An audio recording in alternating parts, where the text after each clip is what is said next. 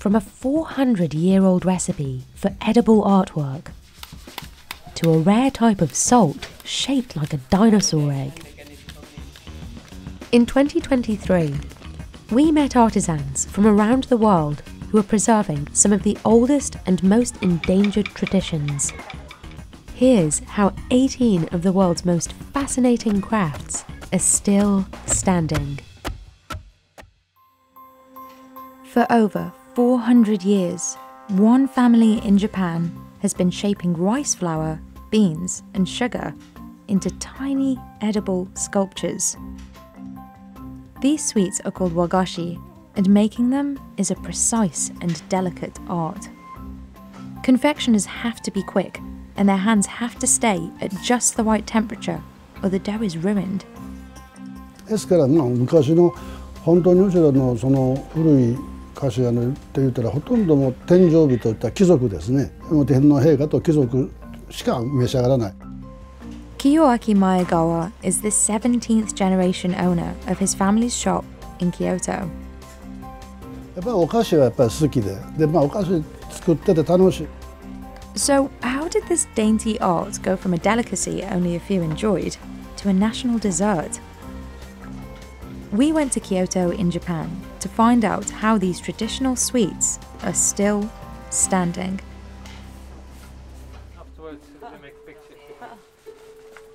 Kiyoaki learned to make wagashi from his father when he was 22 years old. At 68, he trains all the workers at the family's confectionery shop, Kameya Kiyonaga.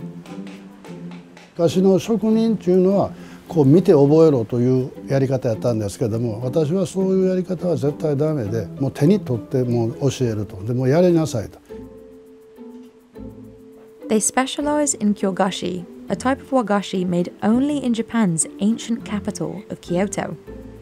もちろん京菓子も和菓子なんですけども、和菓子の中のナンバーワンが京菓子です。 Most recipes start with simple ingredients like rice flour, sugar, and beans. Pastry chefs heat and mix it all into a paste. うちはもう材料惜しみは一切しないと。やっぱり一番いい材料を使っていい技でそのお菓子を作っていくというのがうちのモットーでございます。 They strain the paste for about 5 minutes to remove any lumps. Wagashi comes in many shapes, but there are 3 main varieties. Namagashi are soft and moist. Han namagashi ranges from gooey to dry, and higashi are dry and have a longer shelf life. Here, they're making a namagashi shaped like a chrysanthemum flower, a symbol of fall. Just a few drops of dye will colour the dough to the right hue of pink. それもやっぱり色も決め手ですからね。濃かったり薄かったりしたんでは絶対そのものになりませんので、だからそれはやり直す。先ほど言ってたようなことですけども、やり直さします。 Getting the perfect colour is essential for kiyoaki. でバーッと押してると、バッと私が購買見に行ったら、これちょっと色がこれは濃すぎるとバサッと捨てますよ。もうやり直しなさいと。 Timing is everything. Pastry chefs have to sculpt the confectionery in about 2 minutes. If they work too fast, the design will look sloppy. Too slow, and the sweets absorb body heat and won't turn out well.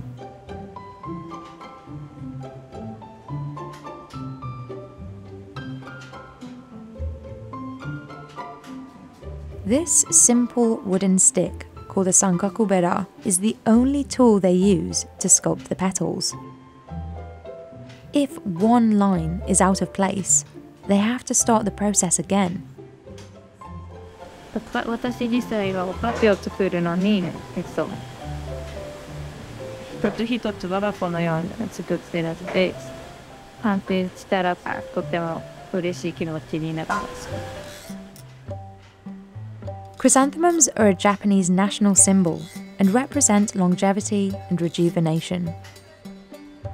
The country's changing seasons shape the sweets. Pumpkins are made only in the fall, and cherry blossoms in the spring. 季節の折々を自分で感じ取りながらお菓子を作っていくのが楽しいです。折々のこうお菓子で表現できるのが素敵だなと思います。Kiyoaki is involved in every step. ですからそれ以外やったら別に何でもしますけども、まあ何でもやりますよ。それ何でもできんとね、やっぱりねこう注意できないんですよ、社員に。He mostly follows old recipes and styles, but has also added newer ideas to the menu. はい、今日はハロウィンでございますので、ハロウィンのかぼちゃを作っております。He mixes yellow and pink food dyes to create the perfect orange hue. Designing each piece is all about using the right tools and techniques. 菊といえばそういう本もありますんです。和の昔の絵に描いたものなんですけど、そんなん見てもやっぱり同じものになっておりますね。Records show that Japanese envoys brought wagashi-like sweets from China around the 7th century. Sugar was a rare commodity, and only aristocrats and the wealthy could afford it. Kiyoaki's ancestors learned how to make wagashi from a priest and opened their shop in 1617. It was one of only 28 shops chosen to cater to the royal family. They delivered their sweets to the palace in boxes inlaid with mother of pearl. でこれを預けて帰ってきて、また別の日にこれを引き上げに行きながら次の注文をお聞きして帰る。Western confectionery began arriving in Japan during the late 19th century, after the country opened its ports to foreign trade. Wagashi literally translates to Japanese sweets, and it became the term used to differentiate between the two. Kameya Kiyonaga offers a wide variety of confectionery every season. The shop also makes yokan, a han-namagashi type. Confectioners make the base with red adzuki beans, brown sugar, and agar, a gelling agent. Once everything is boiled, they pour it into a mould and mix in walnuts. The name of this yokan is tsukikage, which translates to moonlight. It cools for at least 2 hours before it's ready to serve. To contrast the moist desserts, the shop also makes higashi, the dry sweets. Workers press the dough in traditional wooden moulds. This one translates to good fortune in Japanese. Higashi sweets are small in size and have bright colours and detailed designs. その中にいろんなお菓子があって何の味と言われるとちょっと難しいんですけども、やはりこう心が通じるといいますか。Wagashi comes in numerous shapes and styles, influenced by each region's unique history and geography. Each piece is named after a season or a reference from Japanese classical literature. But when it comes to enjoying the treat, Kiyoaki says simplicity is key. だから手でパクッと割るのがやっぱり素朴に食べていただいたらええじゃないですか。かっこ悪いことはないとは思いますんで。Zen Buddhist monks introduced tea ceremonies in Japan in the 12th century. The practice evolved into a social gathering for friends and became a ritual that represents harmony and respect. Wagashi's sweetness made it the ultimate dessert to serve in these ceremonies, to complement the bitter tea. まあつなぎっていうのが、お茶とお菓子は切っても切れない仲とこういうふうに我々も申してますし、お茶屋さんもそう言うてます。でどっちのお薄にしてもお濃茶にしてもどっちしましてもお菓子はついてきますんで。Today, wagashi is sold across Japan, from specialty shops to department stores to street vendors. Despite the competition, Kiyuaki never cuts corners when it comes to the materials and production methods. いいお菓子をあんこを炊いていい技を使ってそれを生かしていかに美味しく召し上がっていくかということがやっぱりうちの長く続いている原因やと思います。He knows he has a long history to live up to. でこれは私の父の16代でございます。こちら母でございます。He is working to pass this tradition on, but says the hardest part is securing workers. やはり職人にしましてもやっぱり自分も将来は自分のお店を持ちたいという夢を持ってうちへ来ております。For now, his best strategy is to keep sales stable. One way of doing this is to appeal to the younger generation. それをいかに和菓子屋にしていかの今の若い人にもやっぱり受けんと飽きませんので、やはり若い方にも好まれるちょっとインスタ映えするとかそういうようなお菓子も考えて。But long before social media, Kameya Kiyonaga's place in history was documented in this 300-year-old book listing all businesses in Kyoto. これはなかなかないもんで、もうこれをなくすと何もありませんので、日頃は銀行の貸金庫に預けております。Kiyoaki's past is what motivates him to look forward to the future. 私は17代なんで、やっぱり18代を次の子に継がすように今努力はいたしております。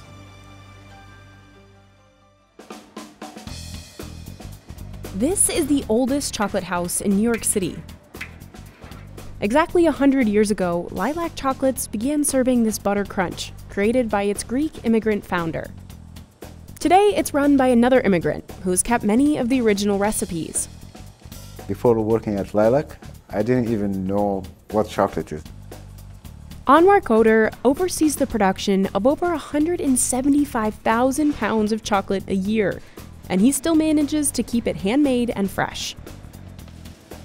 New York City was a major chocolate hub back in the late 19th and early 20th centuries, with big brands setting up their headquarters here. But many closed their doors in the wake of the Great Depression, or were sold to other companies. Lilac has managed to survive, despite going through several different owners and even having to relocate as rents soared. Its secret? Maintaining tradition, from its vintage molds to its tools, and most importantly, the recipes. That's why we have a very loyal customer base. They know what's going on. They know who we are. We visited the artisan chocolatier to see how this New York institution is still standing.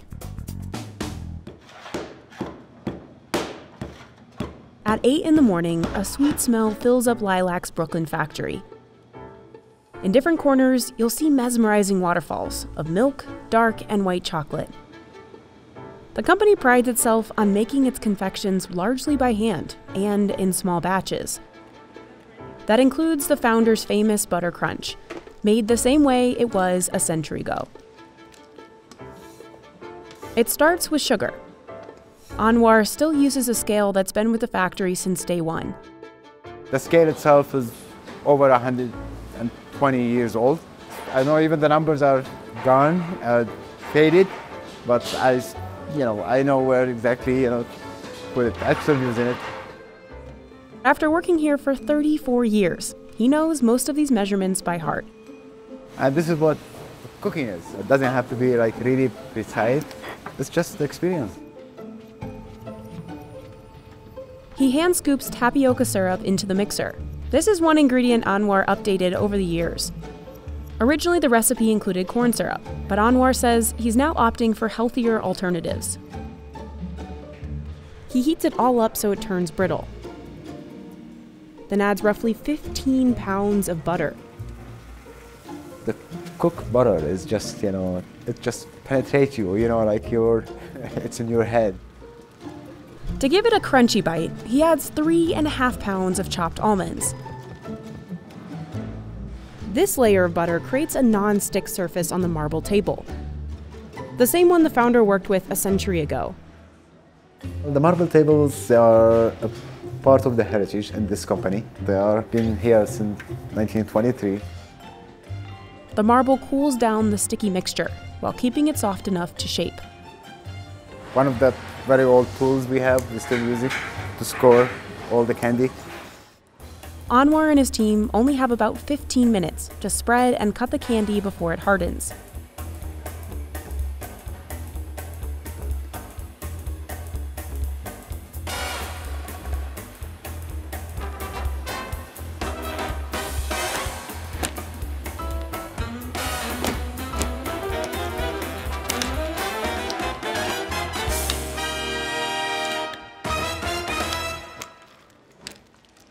One batch can make 1,500 toffee squares.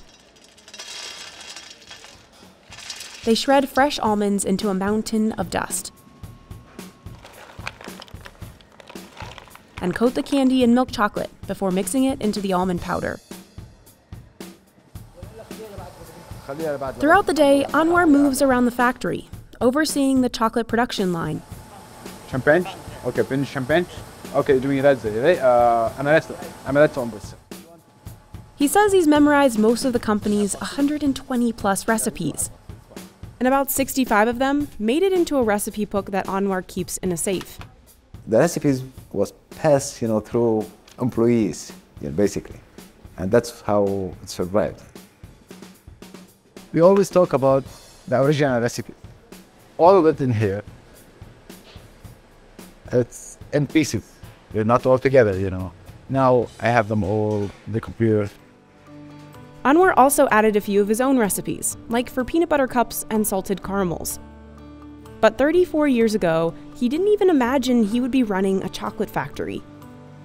I wasn't like a chocolate fan, basically, to be honest. Of course, like a little, but I wasn't a chocolate fan. He moved to the United States from Lebanon to study computer programming when he was just 24 years old. But he had to drop out after his first year because his family back home couldn't afford the tuition fees. I started looking for a job, part-time job, for pocket money. He eventually landed one with Lilac just before Christmas of 1989. I fell in love with the work itself from day one. I just loved it and picked it up right away. Anwar looked for opportunities to make things more efficient at the factory. In 2 years, he was promoted to master chocolatier and has been doing the job ever since. I was running the company, it's like my own company, even though I was just an employee there. As technology advanced, the company had to adopt to some modern machinery to help ease production. Before, chocolatiers would hand dip every piece. But today, Lilac uses an enrobing machine that can coat 1,000 truffles with chocolate in 1 hour. If any piece requires some designs on it, if the design is made right here, and it goes through a cooling tunnel, and it comes out the other side ready to pack. One of the factory's rules is to never freeze its products. That's when you lose your quality. We are very well known for freshness. We make small batches. These tempering machines heat, cool, and mix the chocolate. Without them, the chocolate may look dull and feel crumbly. Employees fill up Lilac's specialty molds. And there are about 1,000 of them, including ones shaped like Easter bunnies, pizza, and soccer balls. Anwar has some that are older than the factory itself. These metal molds were made in the late 1800s. This is actually an antique mold. As you see, it's a metal mold. The images on it, that no one makes them anymore. They are very rare to find. And his collection just keeps growing. Lamborghini, a Mercedes, a Porsche. It's all like from the 60s, very worst. Favorite? I like the Bentley, the old one, the Bentley. This comes like this, you see. Comes like this. Even the tires, it's a lot of work, you could do it. Anwar never says no to a custom order, no matter how challenging it may be. Even if I don't have the mold, I would purchase it. So we're just adding to our existing molds.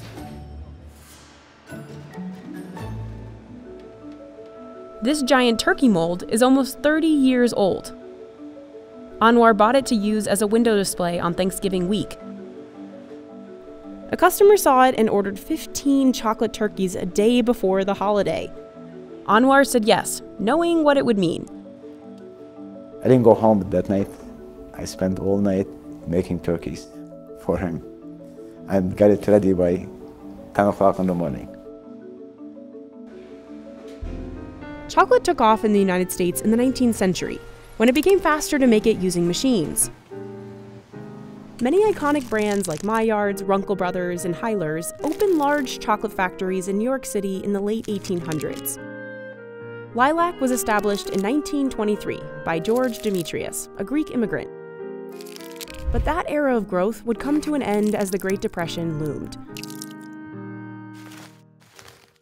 Lilac managed to survive, but it hasn't been easy.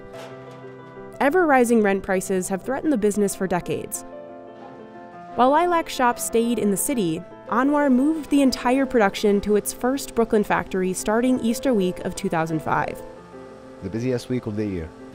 I moved the factory in 2 days. Finding stable leadership has been a challenge too. The company has had 7 different owners since Demetrius died in 1972. Anwar's dedication to Lilac paid off when he became part owner in 2011. Today, he runs the business with Anthony Cerrone and a third owner, Christopher Taylor. When Anthony came and he had in mind, if you want to grow the company, the only condition I have with him is I don't want to change the way we make chocolate.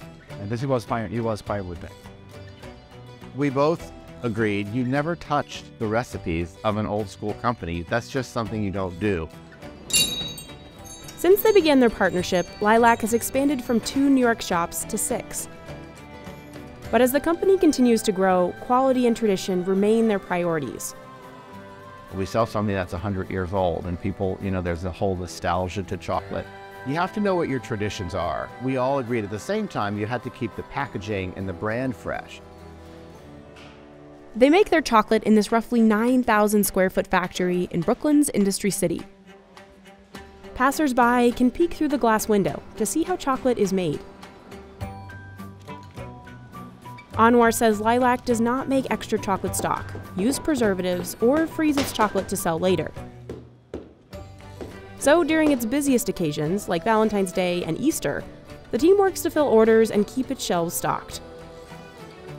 You buy things, 1 day old, made 2 days ago or 3 days ago. They also started selling chocolates online and shipping abroad. But everything came to a halt in 2020 when the COVID-19 pandemic forced Lilac to close its doors right before Easter. We really had a tough time during the pandemic. Employees went home and no one was working. What Anwar wasn't expecting was that soon after, online sales would actually soar. And for some reason, people go to chocolate, maybe make them feel better, make them, feel happier, for some reason. We were only a few people here and orders starts coming. 300, 400, 500 orders a day, and we don't have the employees, to keep up with it. But we worked long hours, 7 days a week. We survived. That's what made Lilac survive the pandemic. Anwar's vision is to make Lilac chocolates the best, not just in the city, but beyond. I would like to see the company as #1 chocolate company in the United States. Just to say, what the #1 chocolate company is Lilac Chocolate. This salt is known as the dinosaur egg, and it's one of the rarest in the world. Only a few families on a small island in the Philippines still make it. It takes 8 hours of non-stop cooking to transform seawater brine into this artisanal salt called asin tibuok. Kinahaguan ni trabaho aning mag-asin, ma'am. Perte gyud nga singo dili trabaho ni tapulan. Ko pagkugi la. In the 1960s, families in Bohol traded asin tibuok for food and other goods. But the craft nearly disappeared in the late 20th century when younger people started favouring jobs that paid cash. Nestor Manungas and his siblings decided to revive it 13 years ago. But it hasn't been easy. A law bans them from selling the traditional salt in their own country. So how do you find a new market for an old craft? We travelled to the Philippines to find out how this rare industry is still standing. Coconut husks are what give the salt its distinct taste. Nestor keeps thousands of them soaking in a saltwater pond near his workshop. Lahi na po sila kay og inig ahim mo na sa asin. Lahi ang templada gyud lami gyud. It can take 2 days to chop the 3,000 coconut husks needed to make one batch of salt. JJ Nogarada has been working here for about a year. Nestor and his wife adopted him when he was 4 years old after his mother died and his father became ill. Love ko na yung trabaho ko. Gusto ko lang yung trabaho ko kahit ginto, kahit mahirap. Pero enjoy ko naman kasi yung mga... The husks dry in the sun for a day.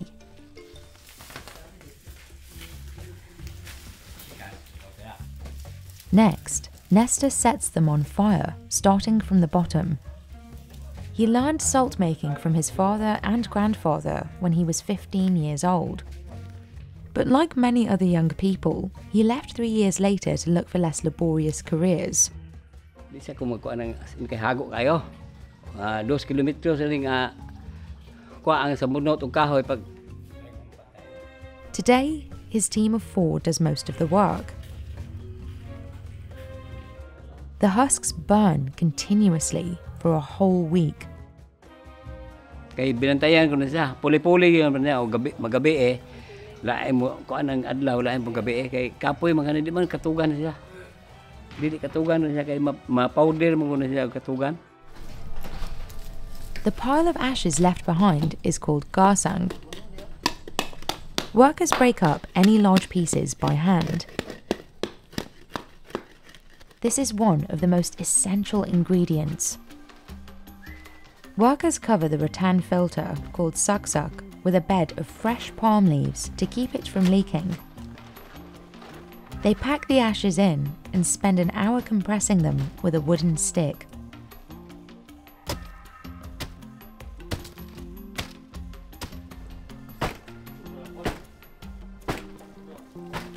Then, about 1,300 gallons of seawater get pumped through the filter.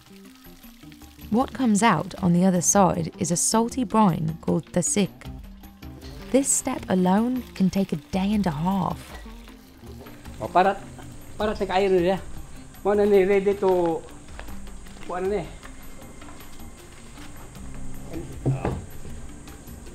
Kamay pa hinay pa. Kuan pa. Mo na siya pwede ni mga tilawan niyo. Parat kayo. Nestor patches the stove with a mixture of ashes and water before each use. The frequent high heat often damages it. Kung anong tanan ay dako man trabaho god, dugay mang mahuman. Kay ugma man ni danong luto. Mao na tong pakita man ni niya ini magapayan sila ani. Kita jud nang maglumbay ning 110 ka buok kani nga kon. Then, he balances clay pots called kon between metal rods. It can take a whole hour to get it right. But Nestor says that's quick. Sa una gani nga sawa pa ni kabilya, puro bato ang pansak diha, away kabilya. Pinalo na. Karon kay dugay man di mamuman usa ka adlaw. One rock out of place could ruin months of work. Importante kay og dili importante dili ma-pull ang ihang sulod ba. Kinahanglan gyud i-balance gyud niya og dili mga hagsak sa kuan sa kalayo. Kay mahagsak kalayo di wala nang kapuslanan. Hagsak tanan. Nestor's family left the trade in 1983 after their workshop was destroyed in a typhoon. In 2010, his brother Chris convinced him to restart their business to save the tradition. Since then, other family members have also joined the trade. Like his cousin, Josephine Sumingit, one of the few potters in town who makes the clay pots. She learned how when she was 18 years old. Ang among kanang konsauna katong sudan og kanang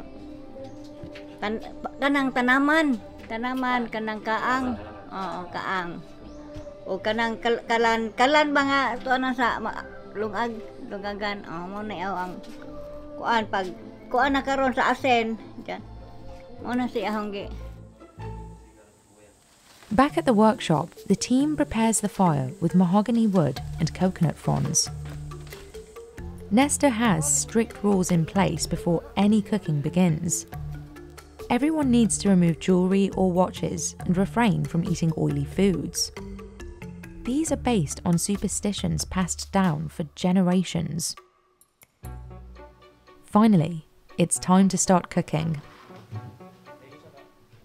And it's all hands on deck. Jojo tends to the fire, while two others pour brine into the pots. They continue to fill them as the water evaporates. The process can take all day, ending when each pot is filled with salt crystals. These ladles are made from seashells since they are heat resistant and don't contain synthetic chemicals. Temperatures in the workshop can reach up to 104 degrees Fahrenheit. Murag dugay-dugay na ko pero umawala sa timing usahay. Pag kanang labi na magsalibo nagkuan, dili mapuntuhan. Bobong Poblete has been making salt here since the workshop opened. Today, he handles most of the cooking. Mo ni karon sa kay di man may magwa ko diha ni agapon ko dire mo ga. Kuan, matod pa sa akong isuon pero ni kakinang lang naa ako lagi. Hindi pwede naman tago biyaan, pupong kay okay naman pupong.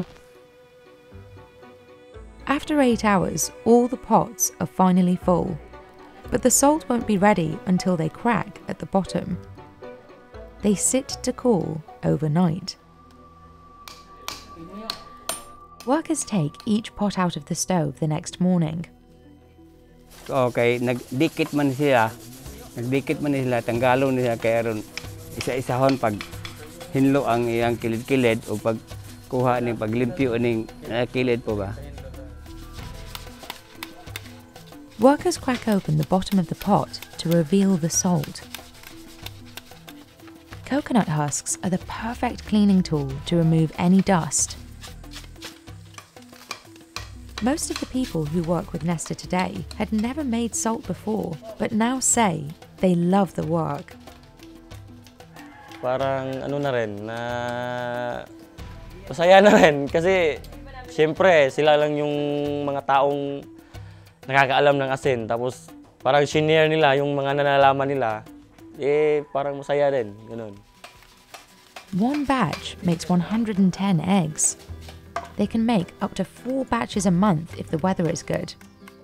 One pot of asin tibuok can last a whole year. Nesta's sister, Veronica Manunga Salupan, is in charge of managing and marketing the workshop. Isa sa bagay na ina-influensya ko sa paggawa ng asin tibuok is yung hard work. Focus ng trabaho at disiplina. Kasi yun ang pinamana ng tatay namin. But selling it has been their biggest hurdle. A national law passed in 1995 requires all salt sold in the Philippines to be iodized. Kailangan all Filipino will use iodized salt. Asin law, hindi tayo bawal tayo maglagay sa market nang dahil sa asin law. The asin law was meant to combat malnutrition and prevent goiters, which are often caused by iodine deficiency. But the law devastated small-scale salt producers who couldn't afford the expensive machinery required to add iodine to their salt. National production dropped from 85% to 7% in 31 years. Nowadays, most of the salt in the Philippines is imported from Australia, China, and Mexico.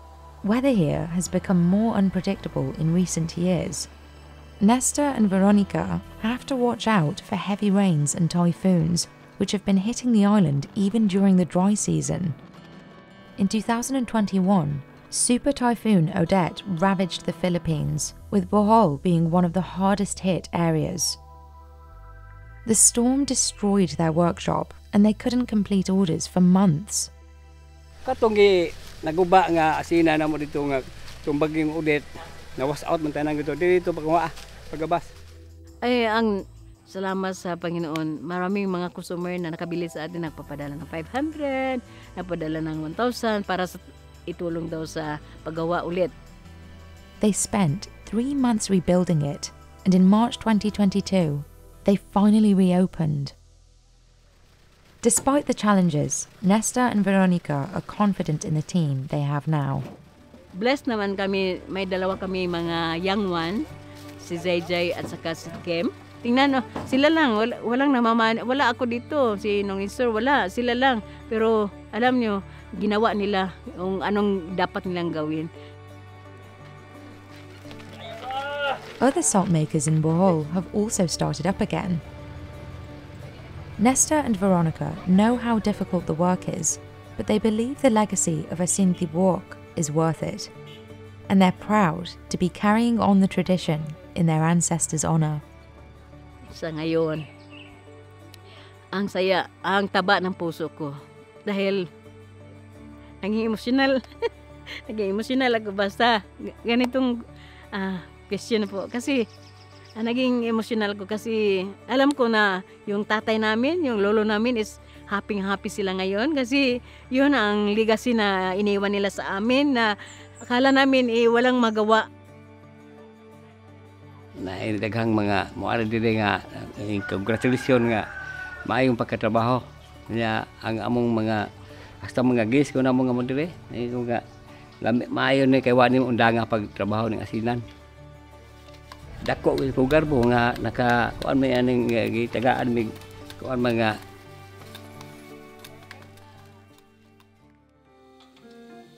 This factory crafts flowers for the likes of Beyoncé, Lizzo, and Sarah Jessica Parker. There used to be more than 100 factories like this one in New York City, making fabric flowers for clothes and hats. Today, M&S Schmalberg is the last one in the area. Is it luck? Is it magic? I don't know. Someone's looking out for us, though. One of their biggest challenges, no matter how creative or unique their blooms are, cheaper copycats are never far behind. When a third party is willing to do it for like 8 cents, 5 cents, that's not really competition. So how did this family business manage to attract so many celebrity clients? And how is it still standing?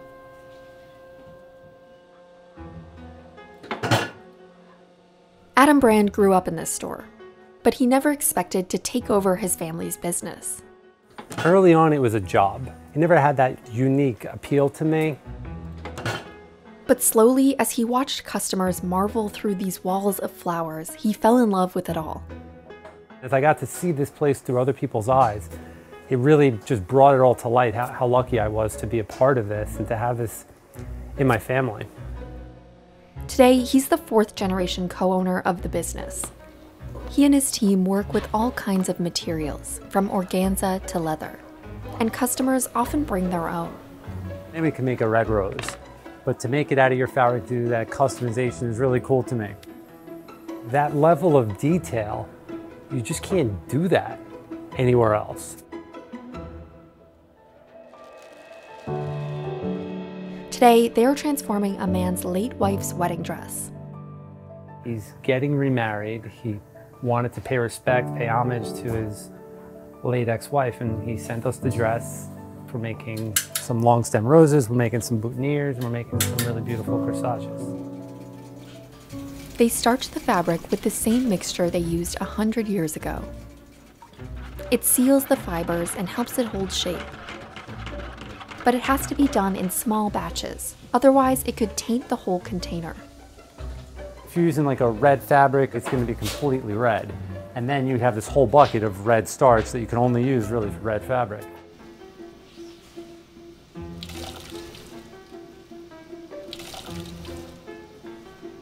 The handmade frame was built specially for the factory 35 years ago and is ideal for big orders. Workers use it to stretch the cloth, which prevents it from wrinkling while it dries.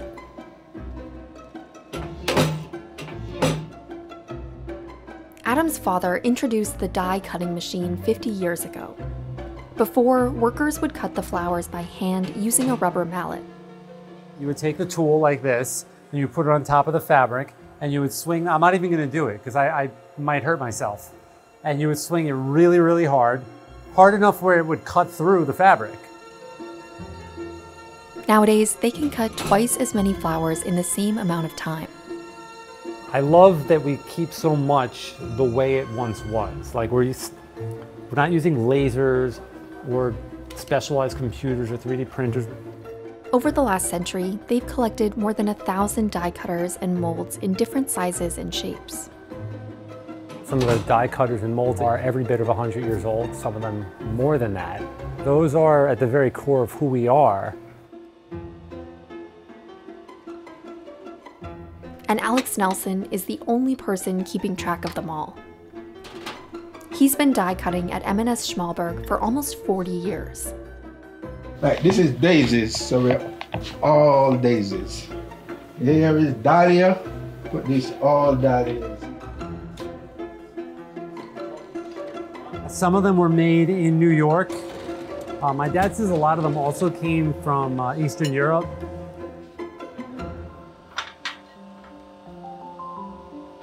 Adam still keeps some of the machines that have been here since the store opened its doors. Like this gas-powered press that gives shape to the petals. Over the course of tens or 100 years and hundreds, thousands of applications, you can do a little wear and tear on the tools. He says his family has always been selective about what kinds of technology they bring in without sacrificing quality. This hydraulic electric press is one of the most recent additions, and it's been here for 30 years. It shapes the flowers in seconds and is easier to use than the gas press they used before. But Adam's father was still skeptical at first. In the 80s, something like this looked ridiculous. My dad doesn't love change, and he was like, you know, we're good. He came back to work, and he's sitting there one at a time, turning the wheel, picking up the thing, putting it down, and at one point, I assumed it just hit him like, hey, let me try one of those and see how it works. As with many advances here and in the world, it's like a no-brainer.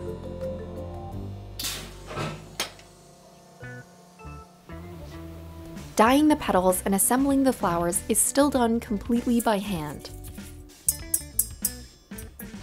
Miriam Baez has worked here for over 40 years. She retired in 2013, but missed it so much she ended up coming back full-time a year later. I love this job. It's hard for me to get out of here. You know, when you do something that people like, you're gonna feel good. Some of the dyes she uses are over 50 years old.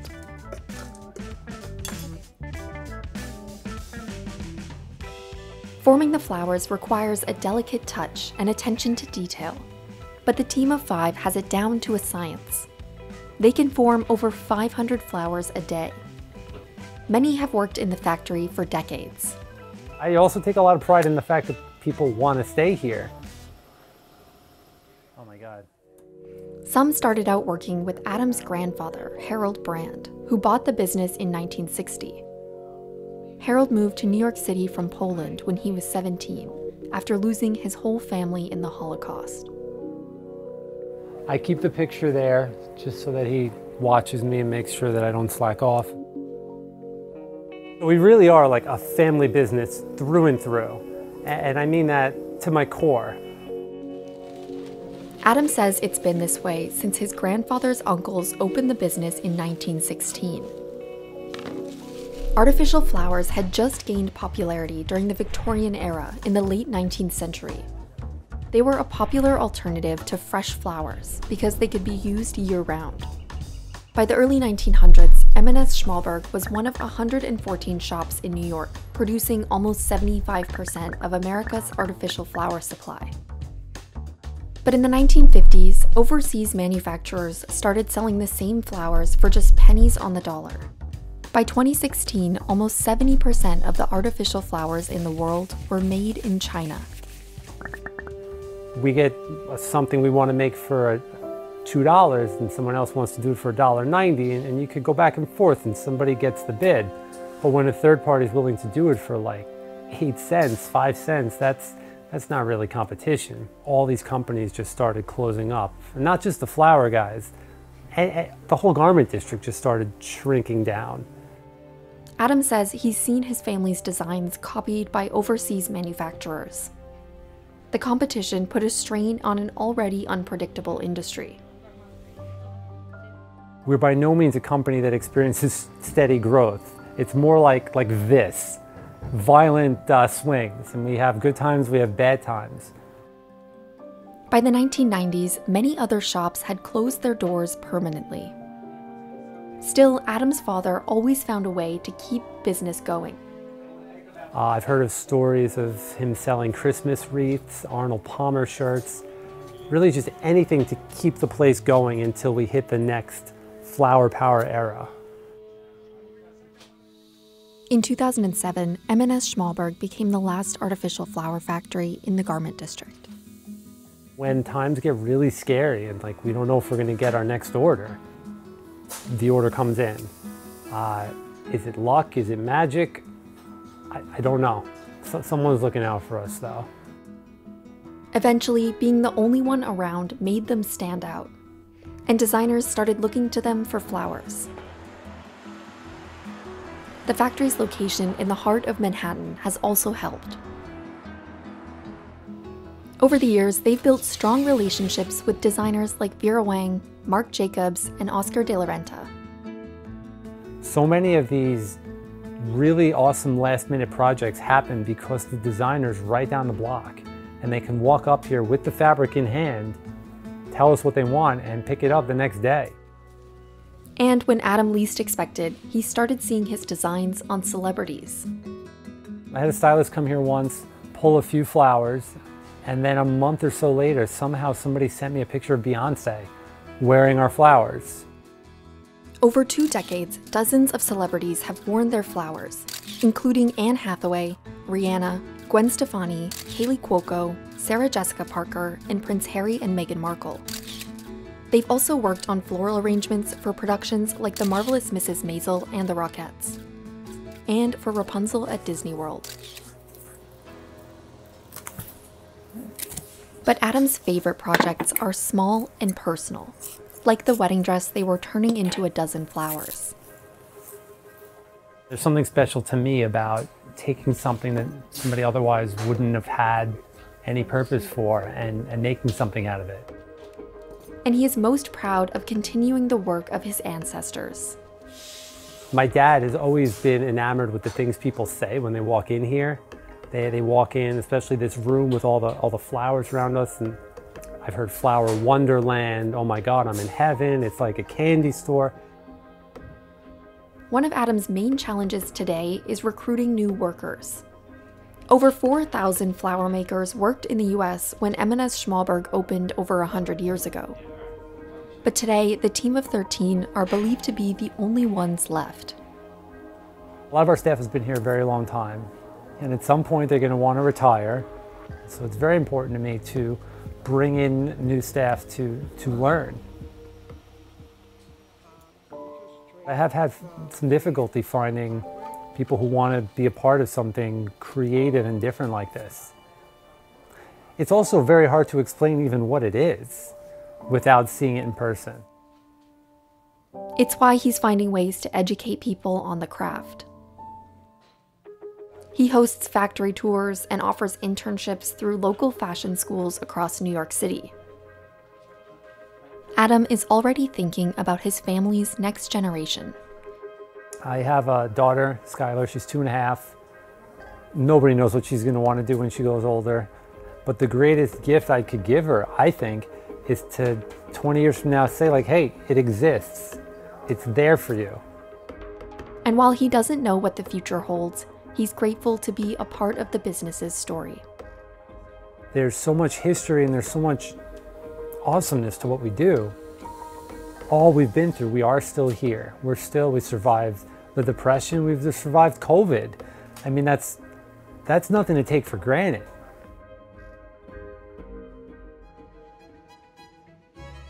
It takes more than 100 tiny glass flowers to make just one of these $5,000 paperweights. And at the oldest crystal factory in France, only a few people even know how. Saint Louis pieces were once a mainstay of French palaces in the 19th century.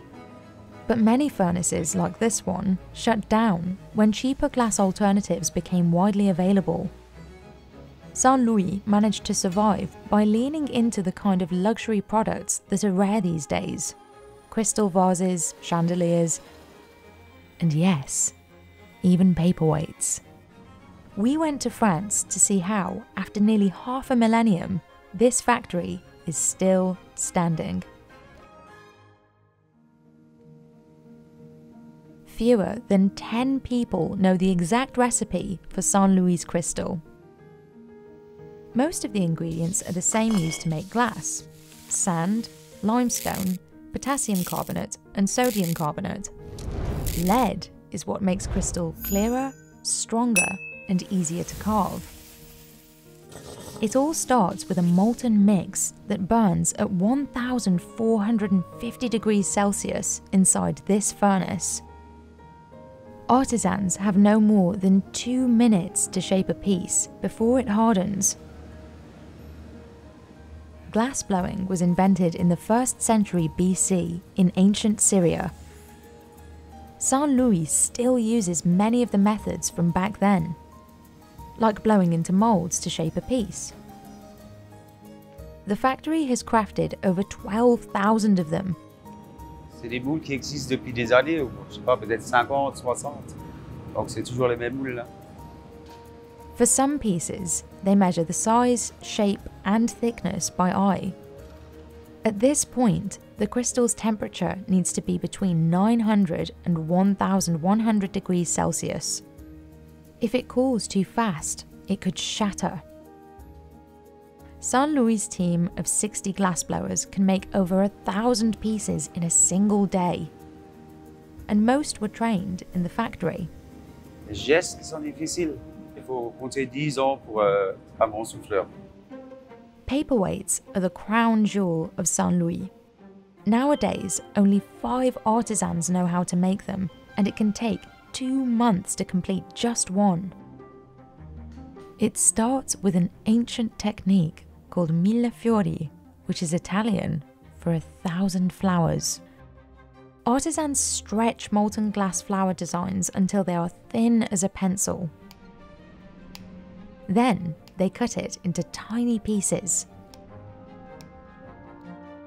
One by one, workers sort them into a mold, then fill it with molten crystal.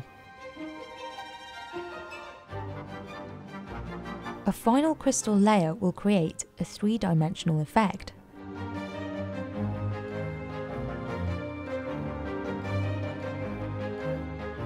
Artisans add the final decorations by hand. While its paperweights gained popularity in the 1950s, the factory had been making crystal tableware for 200 years. Making a single wine glass is a team effort. Workers pour molten crystal into a press to form the stem. Joining the 2 pieces together is the most difficult part. The cup needs to be hot and soft enough to attach. These torches help keep the crystal hot. Then, 2 artisans work together to pour in just the right amount of crystal to make the base. They have seconds to roll it before it hardens, and any wrong move could damage the shape. Et on a justement, on ne peut pas trop se protéger. On ne peut pas mettre des gants, si, ça peut être dangereux, mais on a l'habitude, donc Once they cool, some pieces go to the cold workshop where artisans will carve, cut and decorate them. Christoph Schneider starts off by drawing the design on the surface. Je les nettoie bien avant pour enlever la poussière, parce que s'ils sont trop poussiéreux, le feutre va pas tenir. Then he picks his wheels. The factory has at least 100 of them. Si on choisit pas la bonne meule, on risque de percer, donc on risque de tailler trop loin. Today, he's working on highball glass from the Tommy collection. They were designed after World War I to pay tribute to English soldiers who were nicknamed Tommies. Just one can cost $450. C'est la collection qui est le plus significatif de Saint-Louis en fait, c'est un peu la marque de fabrique. It's one of the most complex pieces, requiring around 120 cuts. Des techniques qui sont plus simples à apprendre que d'autres. Mais au bout d'un moment, ça devient mécanique et on sait où on va, on sait ce qu'on fait. Et ça devient presque automatique. Christophe has been working at Saint-Louis for 2 years, but he's been around the art for most of his life. Mes deux grands-pères ont travaillé ici, mon frère travaille ici actuellement. C'est là que j'ai un peu découvert Saint-Louis en fait. Je me suis dit le meilleur moyen de savoir comment c'est fait, c'est d'aller les faire moi-même. He can finish a glass in about 1 hour. Filing the bottom is the finishing touch. L'objectif c'est d'enlever la couleur en fait au fond du verre pour que ça soit transparent. But other pieces, like chandeliers, can take 3 months to complete. They've been a staple of Saint-Louis since France's royal court commissioned the factory to make one in 1837. One chandelier can cost over $40,000. But over the years, Saint-Louis has expanded its lighting department to include more than just these elaborate pieces. About half of the factory's sales come from selling smaller lighting fixtures like sconces and lamps. Crystal has been a symbol of luxury since it was invented in England in the 17th century. But Saint-Louis actually started off much earlier as a glass factory back in 1586. 200 years later, glassmakers here accidentally created crystal while trying to make coloured glass using lead. At its peak in the early 20th century, Saint-Louis produced pieces for the most prestigious clients in Europe, including Queen Elizabeth II and the Palace of Versailles. By the mid-20th century, people up and down the social ladder considered it a must-have gift for special occasions like weddings. But things started to change in the 1960s, when cheaper alternatives entered the market. Customers across the world started embracing more casual glassware. Many traditional glass and crystal factories struggled to compete. Saint-Louis says sales reached an all-time low in the 1980s and 90s as it struggled to find young customers. The factory was about to be sold to American investors when the French luxury brand Hermès bought it in 1995. Their CEO fell in love with Saint-Louis' history and wanted to keep it French. Hermès poured investment money into the business, giving Saint-Louis time to develop new marketing strategies and to find new clients. The glassmakers found success in one of the most surprising markets of all, paperweights. Saint-Louis discovered a niche network of collectors who would pay thousands for them. It's why it launched an annual limited edition collection based on the Chinese zodiac. The latest creation, honouring the Year of the Rabbit, costs $4,200. That's a third of the price of its more intricate paperweights, which can go for up to $13,000. Today, they have buyers in Europe, China, and North America. Saint-Louis also updated some of its tools and equipment, like replacing wood furnaces for gas-powered ones. Si les verriers de 1586 voyaient la manière dont travaille le cristal peut-être de nos jours, ils seraient peut-être effrayés, plus qu'heureux. But one thing that remains is the human touch. Every piece in the factory still goes through a thorough hands-on quality inspection. That's Clément Miscla's job. On va chercher principalement des défauts engendrés par la taille. Donc ça peut être des problèmes de croûte, d'état de surface pas clair par exemple. On regarde aussi s'il reste des petites bulles, des petites pierres. While we may not see anything, a trained eye can spot defects in seconds. Only half the pieces will pass Clément's inspection. Certaines, on peut les réparer, c'est-à-dire on les note avec un feutre. Les pièces sont ensuite renvoyées en taillerie, elles sont réparées et recontrôlées ensuite.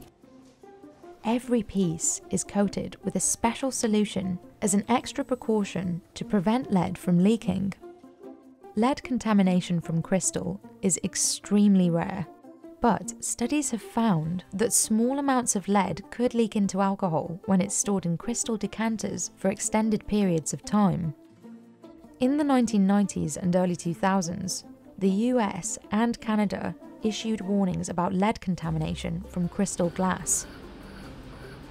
Factories began voluntarily limiting the amount of lead in their crystal to 24%. Today, all Saint Louis employees undergo monthly health checks and wear protective gear when handling lead. Une histoire sur 300 ans, c'est pas linéaire, c'est pas toujours la même. Au contraire, elle a justement tous ces rebondissements qui sont très intéressants et qui font sa particularité. 100 years ago, only nobility and the wealthy could afford to buy Saint Louis pieces. Today, they're sold around the world to hotels, cultural institutions, restaurants, and private collectors. Donc travailler ici, c'est comme perpétrer une histoire centenaire, quoi, qui a bientôt 500 ans. C'est un honneur de pouvoir faire ces pièces-là, c'est une fierté, parce que on les voit partout et on sait d'où elles viennent. Donc quand on en voit une, on peut se demander est-ce que c'est nous qui l'avons faite. The focus today is preserving the knowledge for generations to come. J'ai pas de boule de cristal justement, je sais pas lire l'avenir, mais tout ce qui reste à venir pour la maison Saint-Louis et les autres cristalleries et ou verreries, je pense qu'effectivement on a encore de belles choses à écrire. Traditional tattoos called batok were once a symbol of beauty, wealth, and strength. At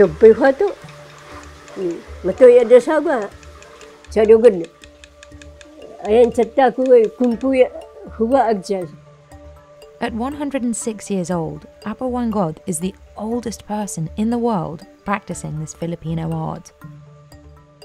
The tradition nearly disappeared when the US took control of the Philippines in the late 19th century. But Wangod never stopped tapping. Her persistence eventually landed her on the front cover of Vogue. Now she's a celebrity.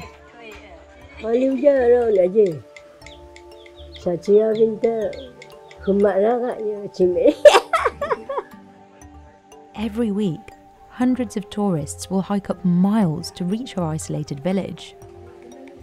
All for a chance to get one simple 3-dot tattoo, the only design Wangod still makes. So how did a centenarian woman save this art form? And can it survive without her?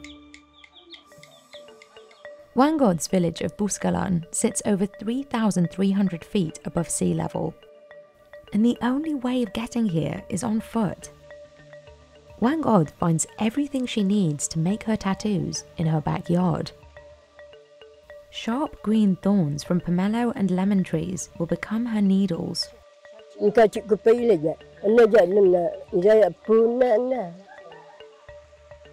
She inserts the thorns into a bamboo stick to make the tapping tool called a gisi.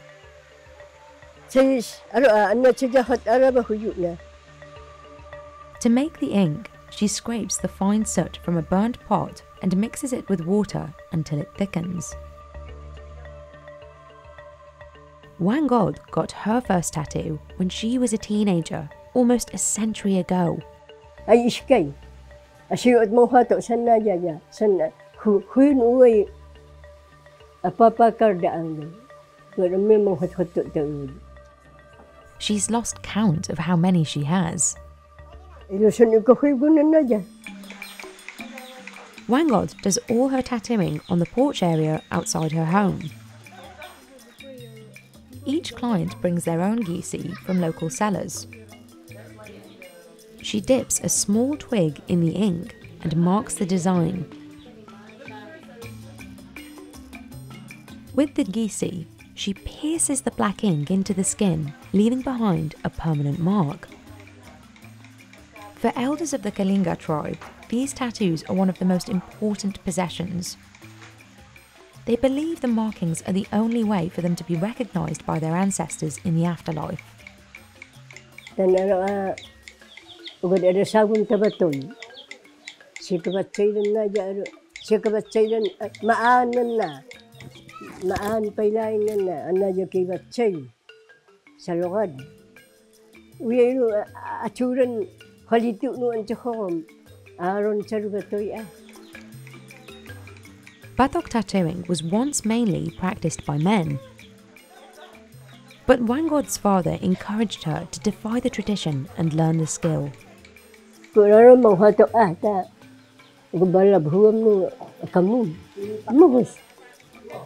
Tidak biduawinya ko hahato. For centuries, Batok tattoos were an essential part of society for tribes in the Cordillera region. Girls got their first as early as 13 to show they were ready for marriage. Many men earned their tattoos for headhunting, like modern-day military medals. The tribes believed they could bring luck to their people by beheading their enemies during battle. For each kill, headhunters would earn chest tattoos for their bravery. The tribe managed to survive centuries of colonization by Spain. But when the US took control of the country in 1898, headhunting was outlawed and the appeal of Batok tattoos waned. Christian missionaries considered the tattoos taboo, and tribespeople were told to cover them. The Philippines is the only Christian nation in the Far East. By the time the Philippines gained independence in 1946, many old indigenous practices had disappeared. High schools, grade schools, everything taught in English. Most Kalinga people worked in agriculture to make a living. Wangod laboured in the rice fields for decades too, but continued practicing tattooing on the side. May kakamucha, mampati-pati saad, purasan saad, laid. In 2009, Wangod was featured in the Discovery Channel series Tattoo Hunter, and in 2023 even graced the cover of Vogue Philippines.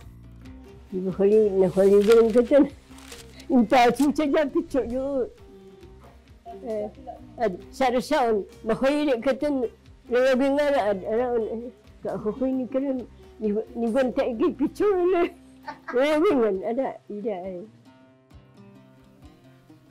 And Wangod went from a local tattooist to a national treasure. The global attention brought tourists to Buscalan. People travel 15 hours from the capital city Manila to get to her house. Ketemu pasikat juga kayu. Tadu kita malam kebu. Maka pasikat. Ini baru begitu. Abis mereka kayu aja dah. Wangod can tattoo up to 120 clients in a single weekend. Sa di karubaw kata, sa karubaw ka. Ada ason akay. Taman sikap dan naik iba. Ada ega. Lagu nak kajian ipapili cad. Ini kikubit uang kaya yung ya. Kubit sana taku ya. One by one, tourists sit on her porch, get their tattoos, and take pictures with her. Thank you so much. She's a celebrity here, so they are willing to wait for hours and endure the pain. Mansikap bang siya kasi tiya chikuba atom. No Sa dapat aja mga siya kasi at siriko aja. Sa dan ikikino kay aja na. In the past, she made more elaborate designs, but her eyesight has gotten worse over the years.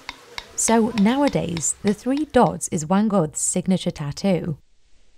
They represent her and her 2 grandnieces, who are her apprentices, Elyang and Grace.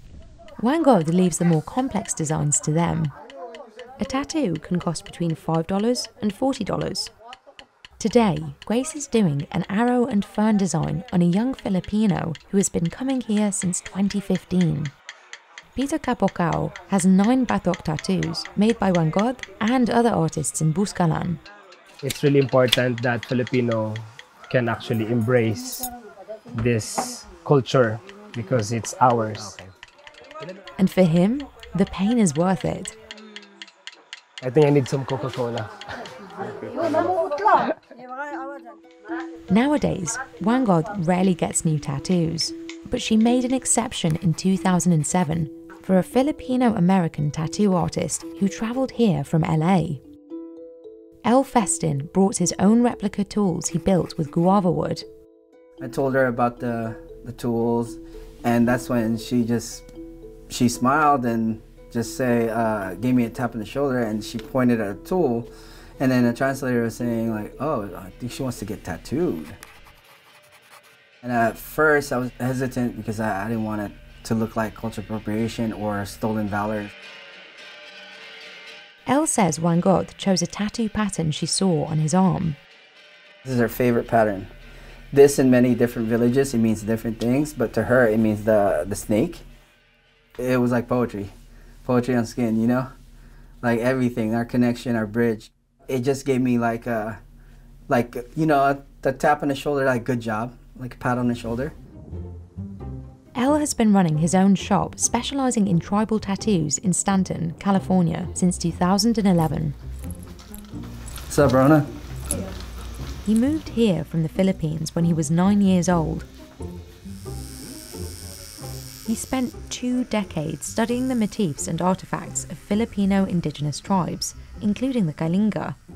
Coming over here as an immigrant, we had to assimilate, and then we had to put that in the back burner of the culture. He says each pattern was used to tell a person's unique tribal story. It's almost like a resume. If you're a weaver, there will be weaving patterns there. This lady, you could tell she's very rich because hers is very detailed and stacked together. Today, Elle mostly tattoos with a modern gun, but he knows how to use dozens of traditional tools and often makes his own. He runs a 2-year apprenticeship where he teaches these methods to other artisans. Some, like Joseph Ash, work with Elle at the shop. This is called the ulagatan tool, or the snake bite. It's originally from the Isnig area of the Philippines. I actually learned how to use this tool during my apprenticeship. With the amount of years I actually used this tool, I've actually gotten pretty damn quick with it. Clients can get custom tattoos based on their ancestors' motifs. This is going to be the start of a Visayan flower. It's just like the centerpiece, and then later the petals can go in around. So this is part of a traditional leg design. My family is originally from Visayas, so this one is based off of what my ancestors would traditionally get. I'm the first generation born here, so for me it felt like it's more of a awakening, going back to celebrating where my family came from. In 1998, Elle co-founded the Mark of the Four Waves, an organisation that helps Filipinos and other indigenous groups connect with their roots through tattoos. They host social and educational events throughout the year. Next thing you know, there's just tidal wave of all these Filipinos really thirsty for knowledge, and it was pretty amazing because what I was talking about, they experienced too. The tattoos have become a symbol of self-identity to clients and to the people working in his shop. As you grow up as a woman, Filipino woman, you're not exactly feel the prettiest person, and this helped me kind of like accept myself more. I look at myself more like, okay, I look awesome now. You know, like, yeah.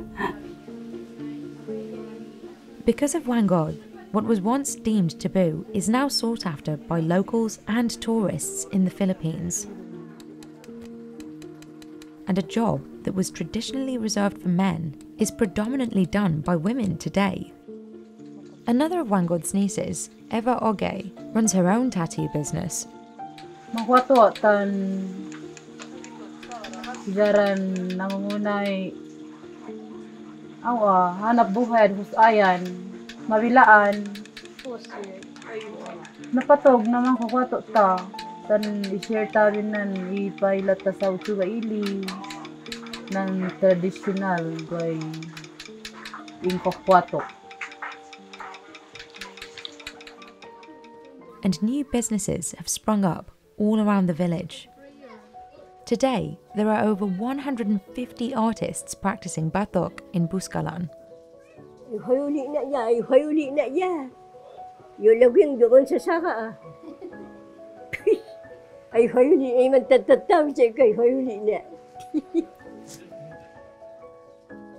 And her life has changed too.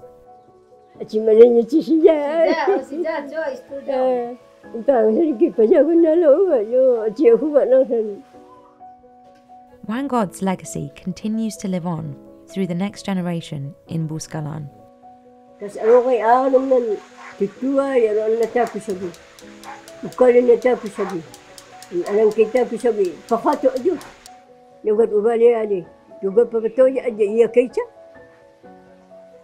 Abig ko khatan siya. Sila jinta losan yung kawita ko na marabho.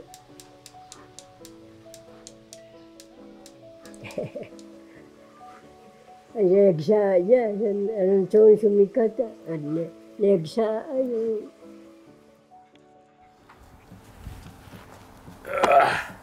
Bending hickory wood is the key to crafting a traditional Native American lacrosse stick.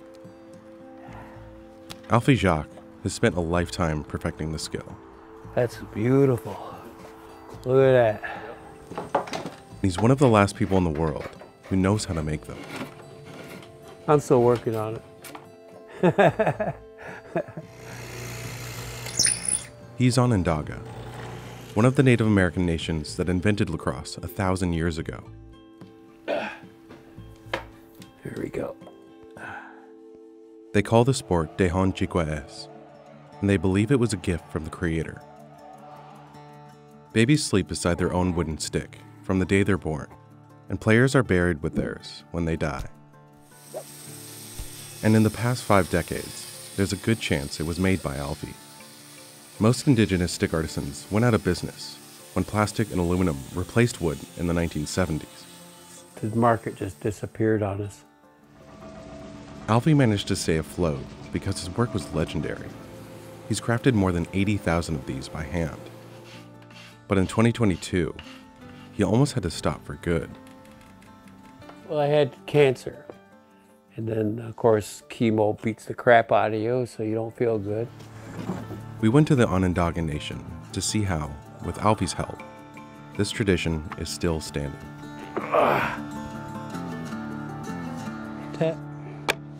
Go ahead, hit it. Alfie started making sticks from hickory trees with his father back in 1961. We didn't have any money to buy one. My dad said, so let's make our own. It was trial and error right from the start. He used to chop and saw them on his own. But nowadays, his apprentice, Parker Booth, does most of the heavy work. They set the rails to dry for a month before cutting them down to size. When we filmed with Alfie in April, he was feeling strong enough to run the bandsaw on his own. But days like this are rare. Last year, he could barely walk. I wasn't going anywhere. I didn't see one lacrosse game last year. Not one. Couldn't hold my head up long enough to watch a game. Today, he's grateful for every minute he spends here.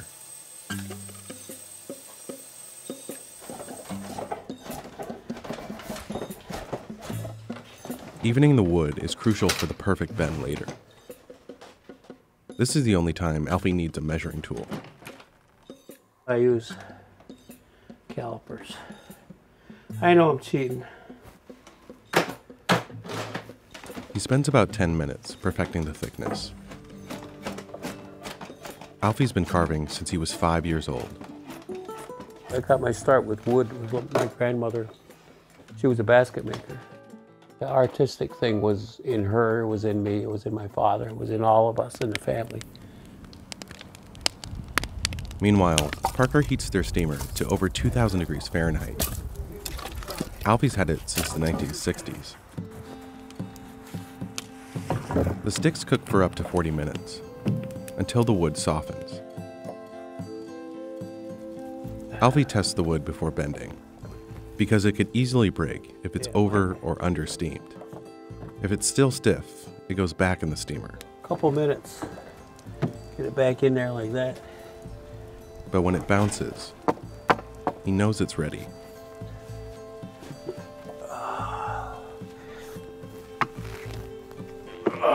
The bark holds the fibers together, keeping the wood from breaking. Today, Alfie needs Parker's help to bend the wood.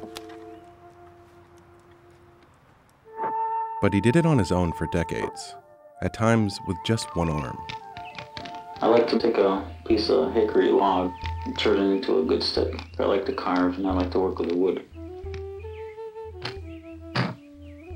At the Negro Onondaga Indian Reservation, Alfie Jacks and his father Lou Jacks make and sell lacrosse sticks.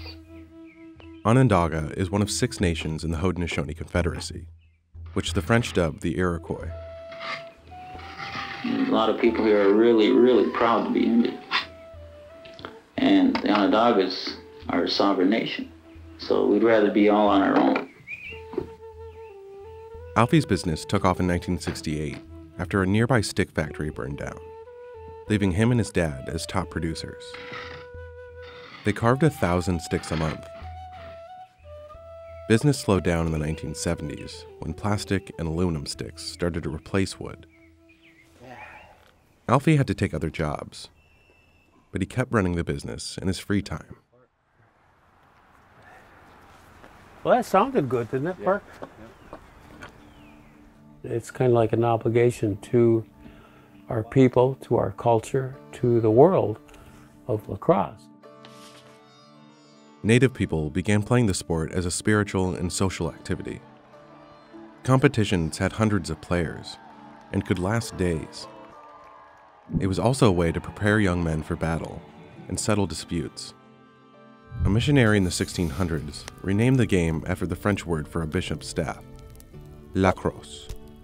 European settlers started playing in the 1800s with limited team sizes.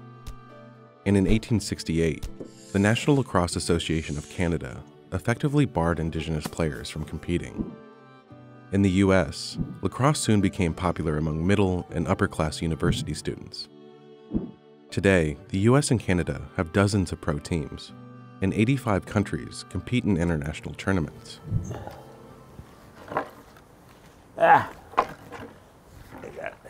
But wooden sticks are rare. Alfie stayed in business by tailoring his sticks to each player. By 2004, he finally had enough customers to work full-time in his shop again. I'll make one heavy and they'll make one light. You gotta understand, the players are all different too. They all like different things. While the wood is still hot from the steamer, Alfie carves off a section of bark where another bend will go. He marks the date with a pencil and stores it for the wood to compress.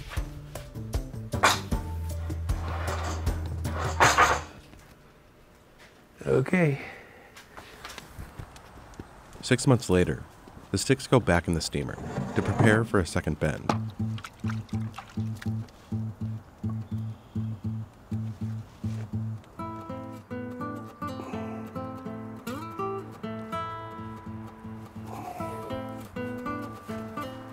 Alfie and Parker push them into a rack, where blocks will hold the bend for 2 weeks. Alfie still uses the holder his father made out of scrap wood in the late 60s. The same goes for his carving bench. Carving the contours is Alfie's favorite part. One of those things you do on a snowy Syracuse day. You're in here nice and warm, you're making chips, playing some blues music. It's a pretty good feeling. There's worse things you could do, I guess. Alfie measures by eye and touch. After 80,000 sticks, it's like you kind of know exactly how much to take off, how much you're leaving. He uses antique draw shaves that were used to make barrels. He pulls the knife in the direction of the wood's grain to keep it strong. There we go, we got one. All right. I like it. Without any markings or template, he drills about 20 holes around the head.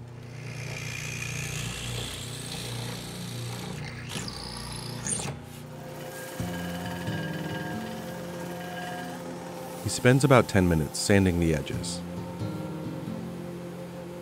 And I say there's a piece of wood, there's a lacrosse stick in there, and you just have to find it.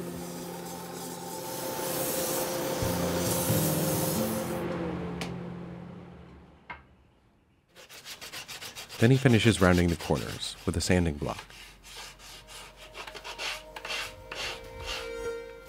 Alfie designed his logo when he was in the 4th grade. I thought, if I had my own symbol, then they would know that it's not Al Jones, it's Alpha Jock. Alfie and his father developed their own method for stringing the pocket in the 60s.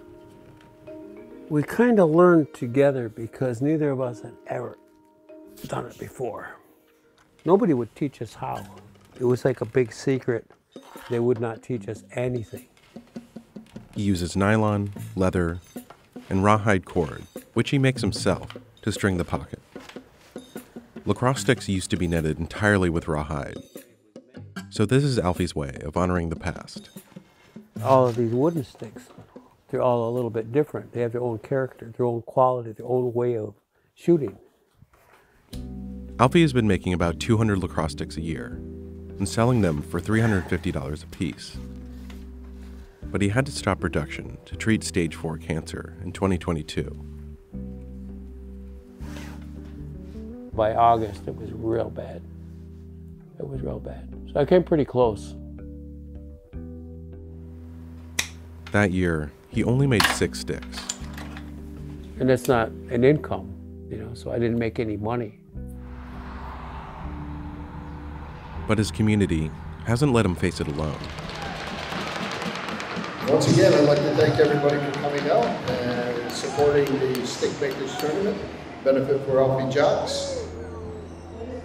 Players from all 6 Haudenosaunee nations raise money for Alfie with a lacrosse tournament in April. Alfie Jocks has become synonymous with the traditional lessons of wooden stick making, his dedication to the game of native origins, now recognized and played throughout the world. So once again, let's hear it for Alfie Jocks. Thanks, guys. Thank you. Good to see a lot of woodies out there. Good to see all the good lacrosse. Thanks for coming. No way on. Thanks. How you doing, man? How you doing? Thank you. Thank you. Thank you. Nice hat. All right. This is the first game Alfie has seen in over a year. And it feels even more special because he's known many of the players for decades. Alfie played as a forward and a goalie in the 1960s and 70s. Back then, his father coached the local Onondaga team. Alfie followed in his father's footsteps and became a coach in the 2000s.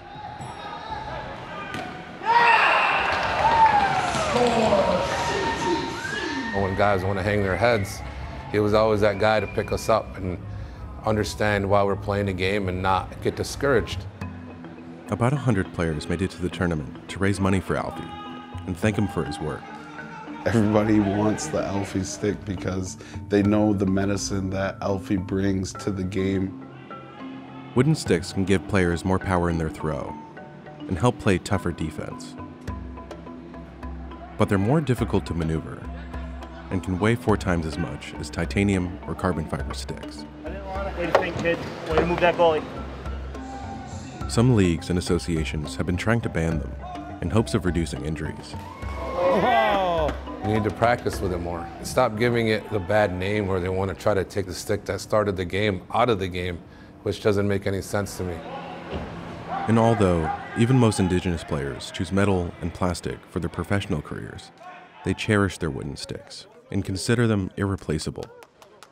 Many still bring their wooden sticks to the bench for every game. There's a lot to be said for the connection that happens when you pick up that stick. It's almost like a jolt of lightning. You feel it. Of course, the world evolves, and the biggest thing is carrying the principles and carrying that tradition behind it. It's good to be out there with the people. And when I'm surrounded by like hundreds of lacrosse players, you know, that's where I want to be. That's me. That's my life. Hell yeah. Bring it in. Let's get Red Hawks. Lead us all, Elf. 1, 2, 3.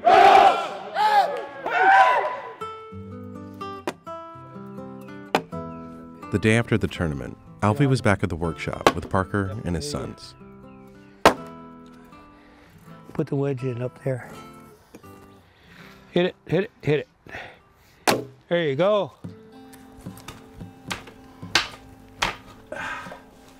Nice. Old Indian corn pounder. His final touch is a purple throwing string, a sacred color for his people, and a signature of his sticks. When we met Alfie, he was working on the last one he would ever make. Nice, beautiful stick. How's that, huh? I love doing this. And even in his toughest moments, Alfie always found a way to keep going forward. It was like when you're in a lacrosse game and it's overtime, it's tied, and that guy's running to the goal, and you got to catch him. And you got nothing left in the tank, but you catch him. It's kind of like that, you know? Just don't give up. Dig deep.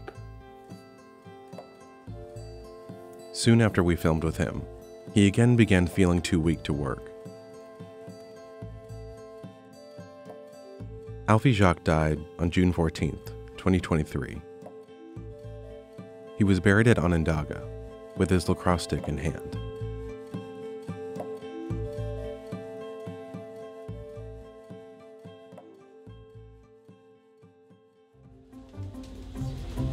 This dough will soon be transformed into the ugliest noodle in the world. Or at least that's what locals here in the village of Bantul in Indonesia call them. Mie letek means ugly or dull noodles, mostly because of their gray color when cooked. This is one of the only 2 factories in the world that still make them using methods that can be traced back more than 2,000 years. And there's nothing simple about how they're made. It takes days of grinding, stomping, cooking, and drying. And if the factory doesn't sell them all in 10 days, it could lose a whole batch. So what makes these noodles so special? We visited the Mie letek Zat Pusur Panah factory to see how this family business is still standing. The cassava root that gives the noodles their color and taste is also toxic when eaten raw. So the flour needs to be soaked for 2 days. Kalau sudah mengendap, sedot lagi biar air yang warnanya coklat hilang. The flour is then ground beneath a large stone for about an hour. It's so heavy, it needs to be pulled by an ox.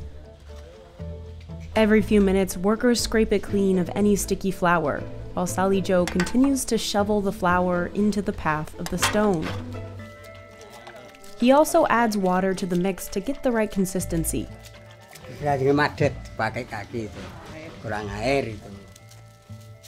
At 70 years old, he is a master, well accustomed to the physical demands of the job. He presses down with his feet to firm up the dough. He can feel when it's ready. It should be strong and not fall apart.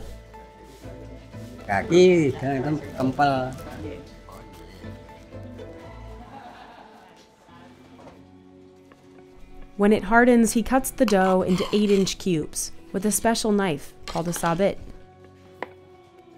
He then places them on a 2 by 3 foot bamboo tray. As with most tools, workers make them by hand.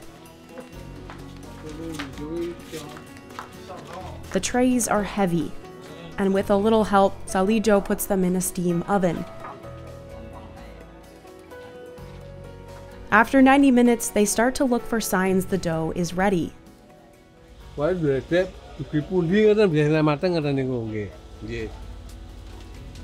it's in the oven, the dough rises, but it's still not ready for shaping into noodles. It needs to go back to be ground one more time. The factory has 3 oxen. They are old, so while one works, the other 2 rest.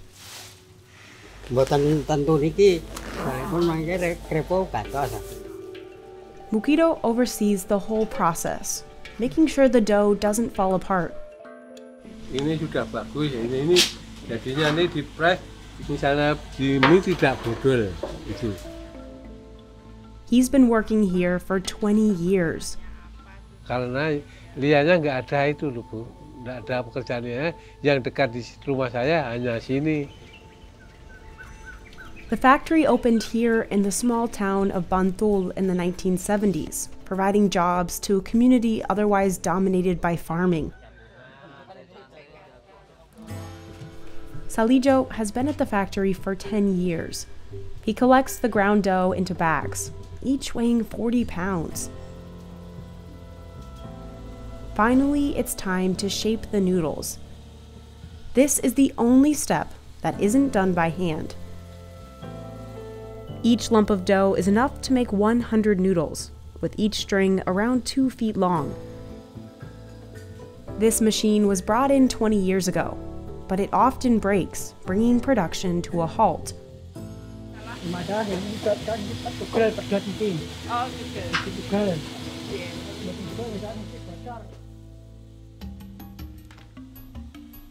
Workers spread the noodles on bamboo trays and make sure they aren't tangled. Jadi kita tipis, mateng, apa nane,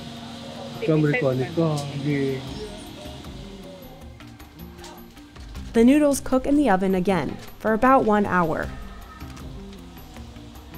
The doors don't seal properly, so workers use rags to plug any gaps and stop the steam from escaping.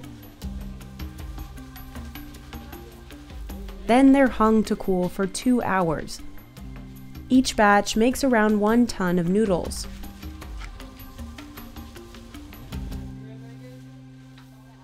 In the morning, workers separate them by hand into portion sizes. Supaya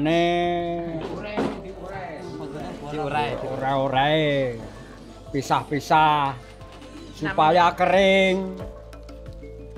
Workers lay the noodles on large bamboo trays. The factory has 100 of them, and each one can be filled with up to 45 portions.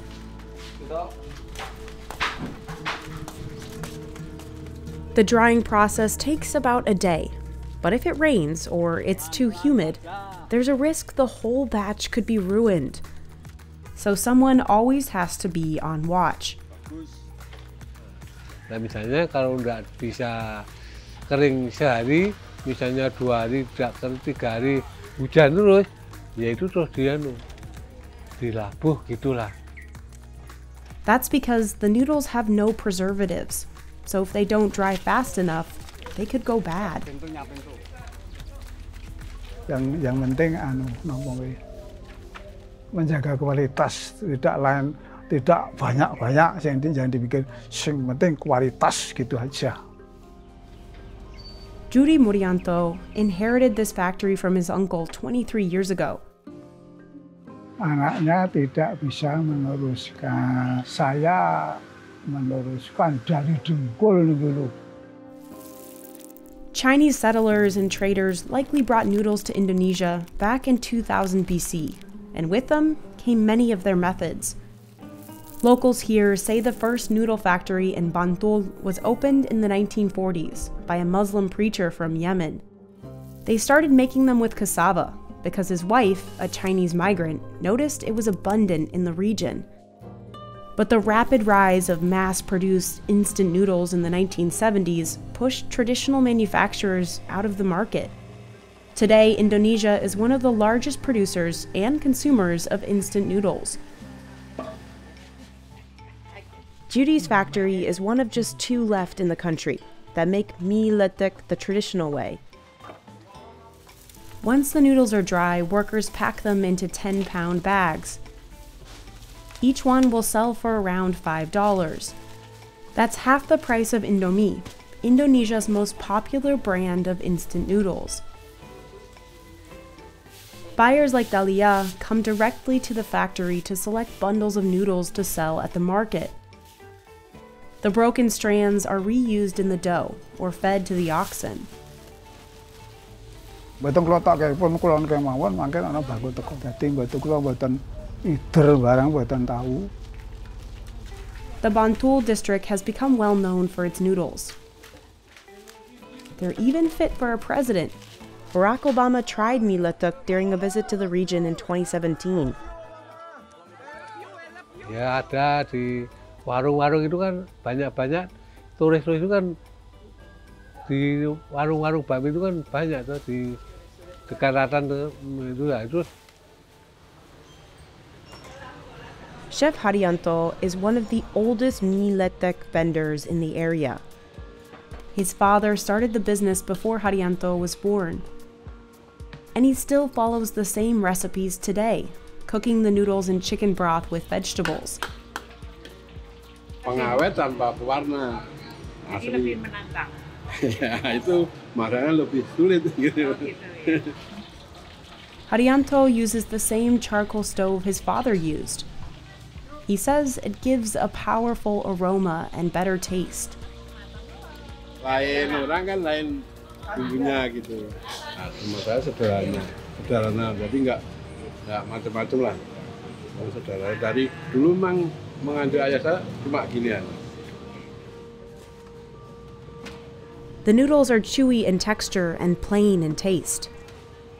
Almost all of Haryanto's customers are local. Despite costing half the price, mie letek can't compete with the big instant noodle manufacturers in Indonesia. And Judy isn't sure how long he'll be able to keep his business, one of just 2 remaining in the country, alive. His children have moved to larger cities and have little interest in taking on the business. Ay, kakiku mbak baru-baru pulang dari kakiku. Melaku ora. Ya. Sangka asek ning lemah kali kalau ngombak gitu. Dibicarakan kayak lemah ngombak rasanya. Risiko ya, kalau orang Jawa risiko itu pun ya dalam benak saya berlomba, kita berlomba mana yang kualitasnya gitu. Meanwhile, Mukido is more upbeat about the future. Dekat dan saya sudah suka kerja di sini. Misalnya masih kuat di sini ya ini karena masih ada yang muda-muda kan di sini ya juga muda-muda ya juga ada yang banyak lah kemungkinan yang bisa meneruskan sejarah di sini. Nah karena mie-nya tidak sama mie lain-lainnya itu.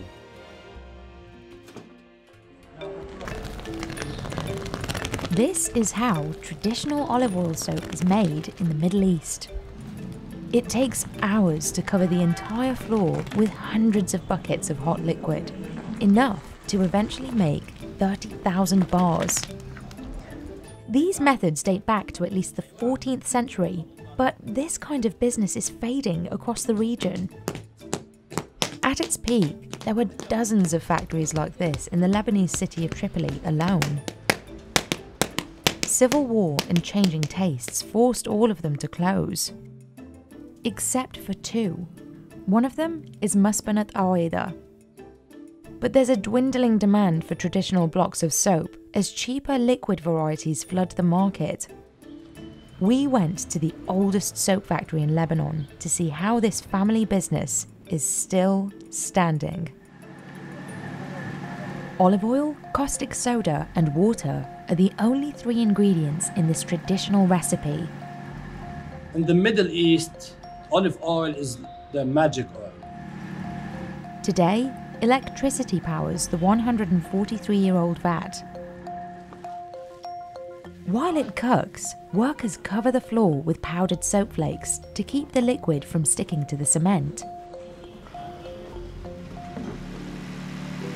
After 3 days, the liquid soap is ready when it reaches a honey-like consistency and a dark green colour.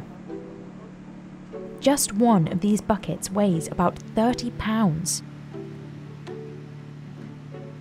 Workers form a human chain to carry the buckets to the pouring area. They do this about 700 times for just one batch. At this point, the soap is still burning hot at about 140 degrees Fahrenheit. It takes 3 hours to turn the floor into a green blanket. The factory used to have a pump that would cover the floor in just half an hour, but it's been broken for months and they can't find the spare parts in Lebanon. Walid Daibi has been working here for 30 years. هلا الشباب هون كلنا عائله وحده. الشباب بيكونوا اولاد خوالي. هذا بيكون ابو الخالي لازم. والشاب هون بيشتغل بالصابون بمعمل ثاني كمان ابنه. His father, Arli, worked here before him. He retired after 50 years, but still comes to help. Today, he's evening out the soap with this comb to make sure it is 2.4 inches deep.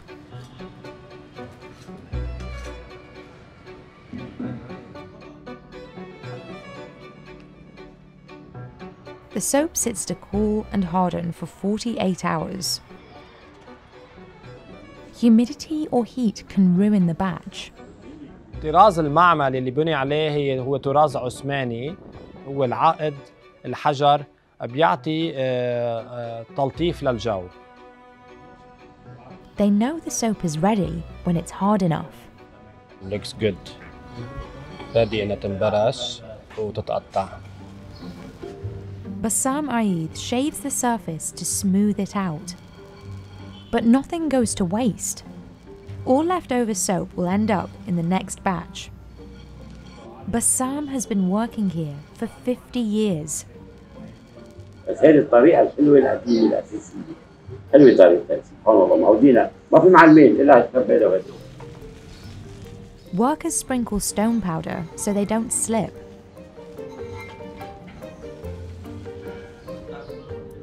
The traditional shape is a perfect 2.8-inch square.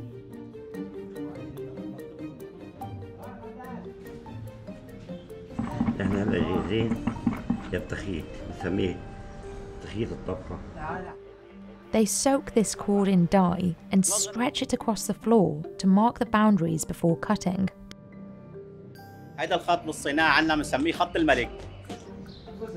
ناخذ عليه هو زيته خط زاوية 90 درجة حتى نمشي بكل الصابون بنفس القياسات.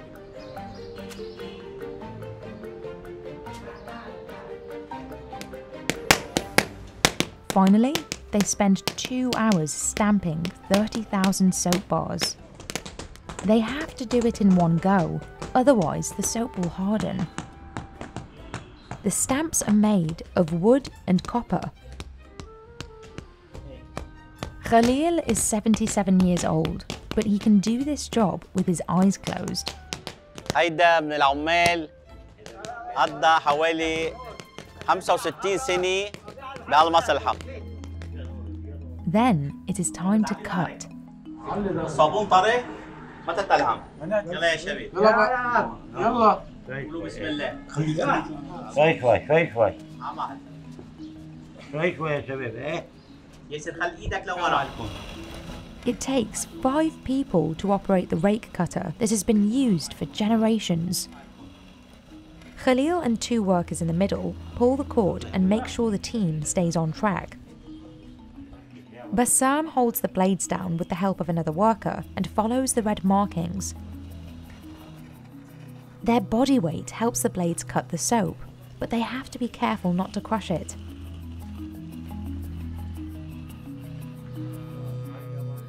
Husni is always there supervising the work. He also takes photos and videos to share on social media. He wants to educate people about traditional soap making and encourage tourists to visit his factory. بحب العالم تيجي تشوف هذا المكان أول شيء بجماله بقديش بالفعل في نفس العتق والقدم. People have been making soap with olive oil in the Middle East since at least the 10th century. 3 cities became well known for it: Aleppo in Syria, the Palestinian city of Nablus in the West Bank, and here in Tripoli on the northern coast of Lebanon. Production peaked in Tripoli in the first half of the 20th century, when there were dozens of factories exporting soap across the world. But many olive groves were cut down in the 1960s to make way for new construction. Then, in 1975, Lebanon was plunged into a bloody and destructive civil war that lasted 15 years. It laid waste to the country's economy. Tens of thousands of people left, and most factories closed. The ones that survived faced fierce competition from mass-produced soap brands. Husni's family kept the factory open through it all. They used their savings to pay workers and keep production going. About a decade ago, Husni brought in a new method that allows them to add fragrances like lavender, mint, and chamomile. All the process هو process أسرع منا بحاجة لحرارة عالية وبتنعمل بsmall batches. Today, scented soap is their best seller. But Husni still makes olive oil soap about 4 times a year. Workers stack the soap bars in a cylindrical tower that allows enough airflow to cool it down. They are left like this to dry for up to 6 months. This traditional method is what brings tourists here. But Husni says he would keep it going even if he had no visitors. هذا المكان بيعني لي emotionally قبل ما يكون مكان for doing business. Traditional olive oil production has been declining across the Middle East for decades now. This is one of the only 3 factories left in Nablus, a Palestinian city in the Israeli-occupied West Bank. Many similar factories were forced to close because of lack of demand and the continuing conflict with Israel. Al Jamal soap factory has survived for 130 years. But things were already difficult when we filmed with them back in 2019. الزيتون مرتفع والسودا مرتفعة والعمال اللي بيطبخوها برضه نفس الشيء باخذوا أسعارهم ما بتيجي عليها عمالهم جيل الأجار الصغير بدها شيء سريع. Since then, the factory let go of all its full-time employees, including Ahmed Al-Fakhouri. He still comes in for occasional work, but the factory now only makes a new batch after it sells out. تراث فلسطيني ويجب المحافظة عليه. بدك تحافظ أنت على صناعتك ولازم تحافظ على كل شيء كان موجود من أيام أجدادك. كما احنا محتلين ما في عندنا حدود نفتح على دول ثانية تبيع تجيب. But the owner told us that he won't let the door close on the industry of his forefathers. The Syrian city of Aleppo was once the centre of this business in the Middle East. But years of civil war have nearly destroyed the olive oil soap industry here. At one point, there were at least 200 factories.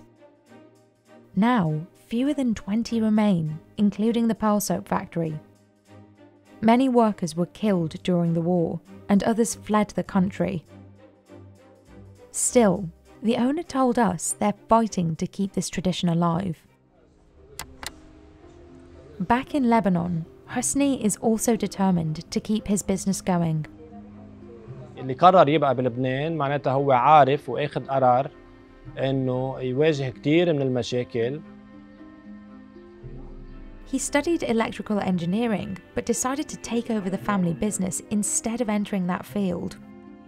هيدي المصلحة هي مصلحة آبائي وأجدادي. خلقت علاقة حب، علاقة تعلق بهذا المكان، إن كان مكان وإن كان صناعة. His great-great-grandfather, Haj Hossein Aweda, built this factory in 1880. مؤسس المصبنة هو اللي بناها وتعب فيها، فكل الاحترام وكل التقدير لهذا الرجل. Hosni introduced glycerin soap and aromatherapy oil and sells them online and to organic shops and hotels. الليكويد سوب هو آخر لاين نحن بلشنا فيه تقريبا من 6 شهور، لأنه النيو جنريشن بعصر السرعة بدهم شيء يكون عملي. His plan is to turn the factory into a school. He has 2 young sons, but he isn't sure they'll follow in his footsteps. بخاف انه يكون انا اخر شخص بهالفاميلي بزنس، بخاف انه يكون ما في حدا من الجيل الجاي الفيفث جنريشن يكون انترستد يكفي. While he doesn't know what the future holds, he's grateful to be a part of the business's story. بيعكس ثقافة بلد، بيعكس حضارة بلد. إذا بينفقد جزء من هذا البلد ومن تاريخه.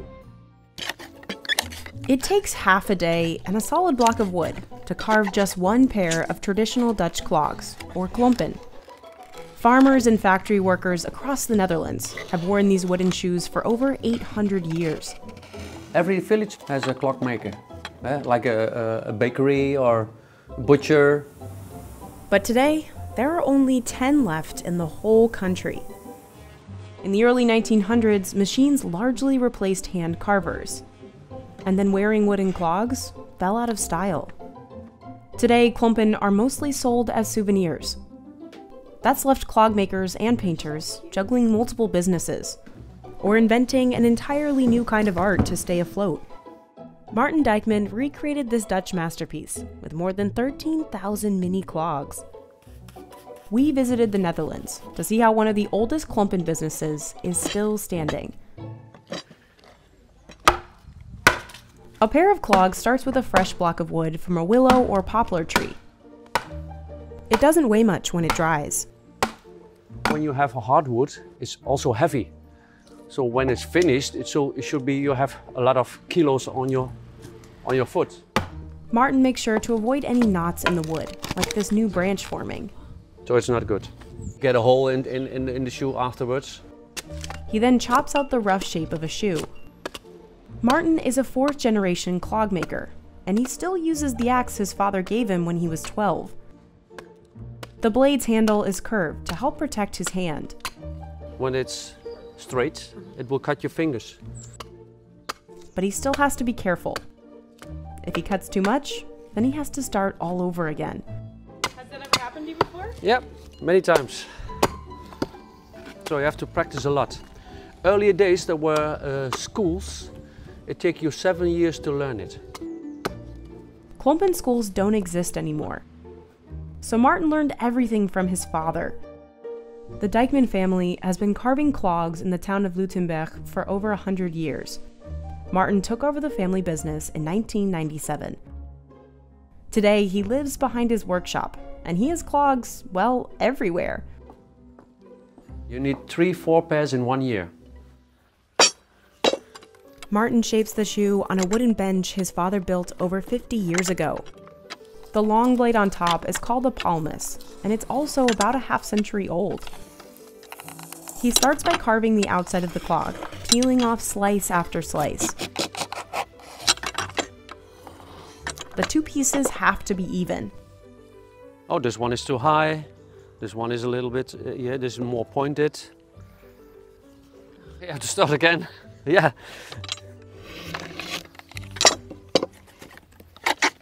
Martin can now begin digging out the inside of the shoe, starting with 2 holes. All these spoon drills he inherited are more than 80 years old. This one is called a lepelboor and works like an ice cream scoop. He uses this larger lepelboor to carve out the space between the 2 starter holes. You can see it's very intensive. Slowly, he works his way down to the toe box, removing rosettes of wood with each turn. He checks the length every step of the way with this old-school ruler. Martin says shoemakers used to measure clogs with their thumbs. But Napoleon invented the centimeters. And a wooden shoe at that time, they have to go over 2 centimeters. Today, he's working on a pair for a child. The size must be 20 centimeters.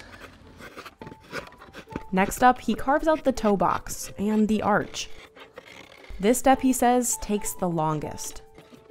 When you have a little stone in your shoes, you feel that.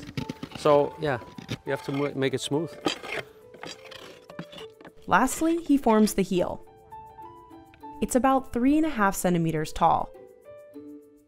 One final measurement, and he can begin smoothing the outside of the shoe. So this is the nicest part.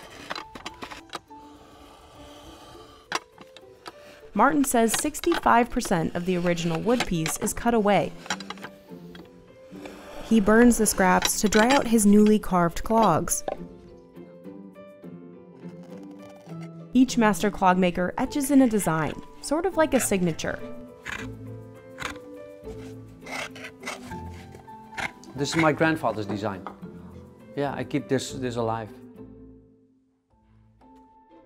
It's hard to follow the exact history of wooden clogs because most rotted away or were used as firewood. The oldest wooden shoe found in the Netherlands dates back to the 13th century, and iterations were found across Europe. But their popularity in the Netherlands was the longest lasting. Wood was cheap and easy to find, and it protected workers' feet from sharp objects or from a stomping cow. Clogs were also water resistant, important for a shoe used to trudge across the Netherlands' wet and muddy landscape. By the 16th century, everyone from farmers and fishermen to factory workers were wearing them. But come the early 20th century, leather became more affordable for the working class, and machines started replacing local clog makers. Clogs had a small resurgence during World War II when leather was rationed. But soon after, klompen got a reputation as a shoe of the poor and fell out of fashion. And as clog making dies, so too does this art form. One of the last clog painters in the country lives about 70 miles away in the picturesque fishing town of Hindelopen. Peter Botsma has been painting clogs for almost 4 decades. I wasn't a person to study, so when I was 15, I knew already I have to work every day with my hands. He starts with a base coat, either hand-painted or sprayed on. It smells a little bit. Between drying, applying a second coat of paint, and sanding, it takes Peter 2 days to complete just the base color. It paints easier. That's also for the protection. Then he brushes on local flowers, like daisies and tulips, and a bird. And we call them the lucky bird, the garuda. He adds shadows in gray or brown and white for highlights. I'm painting now the typical Hindeloper flowers. We call that Hielper schilderwerk. And it's from Scandinavia. It's very old.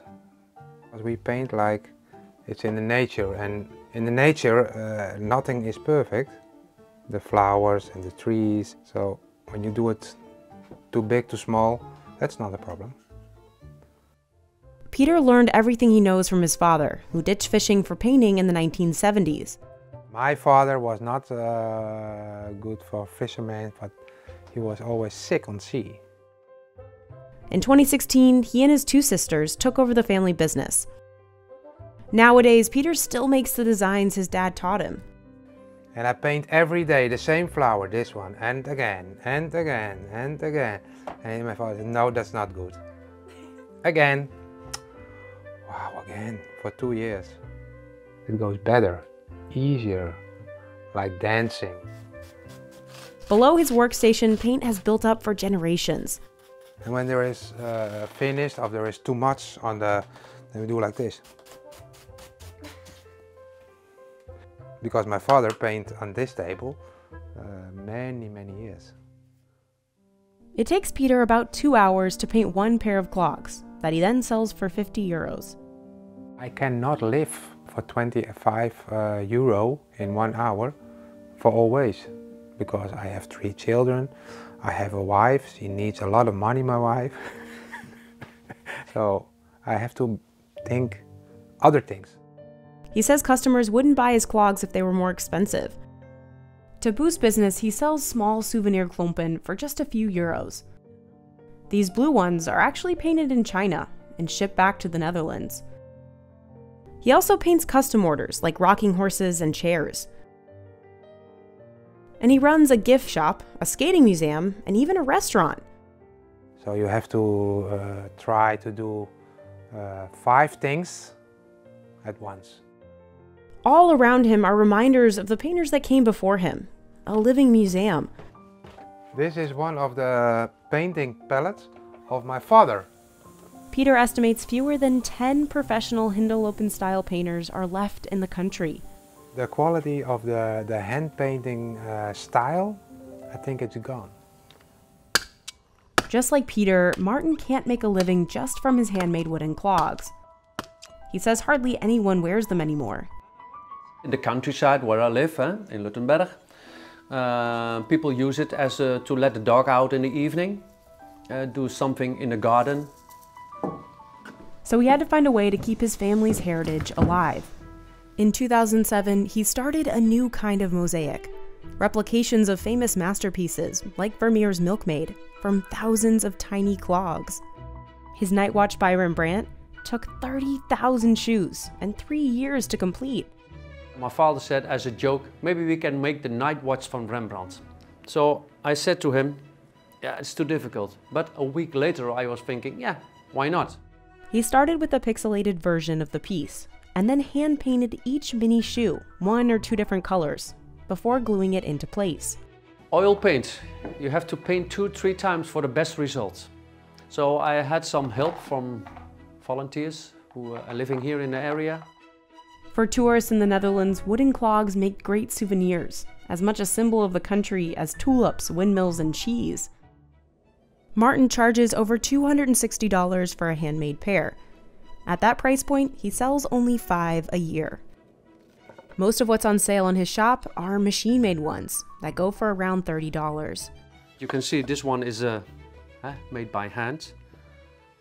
And this is polished, sandpapered by machine, yeah. Which do you prefer? Of course. Why? Handmade it, huh? Yeah, you can see the art in it. The furniture maker make 3 pairs in 1 day. And now we have factories. The quickest one can make 30 pairs in 1 hour.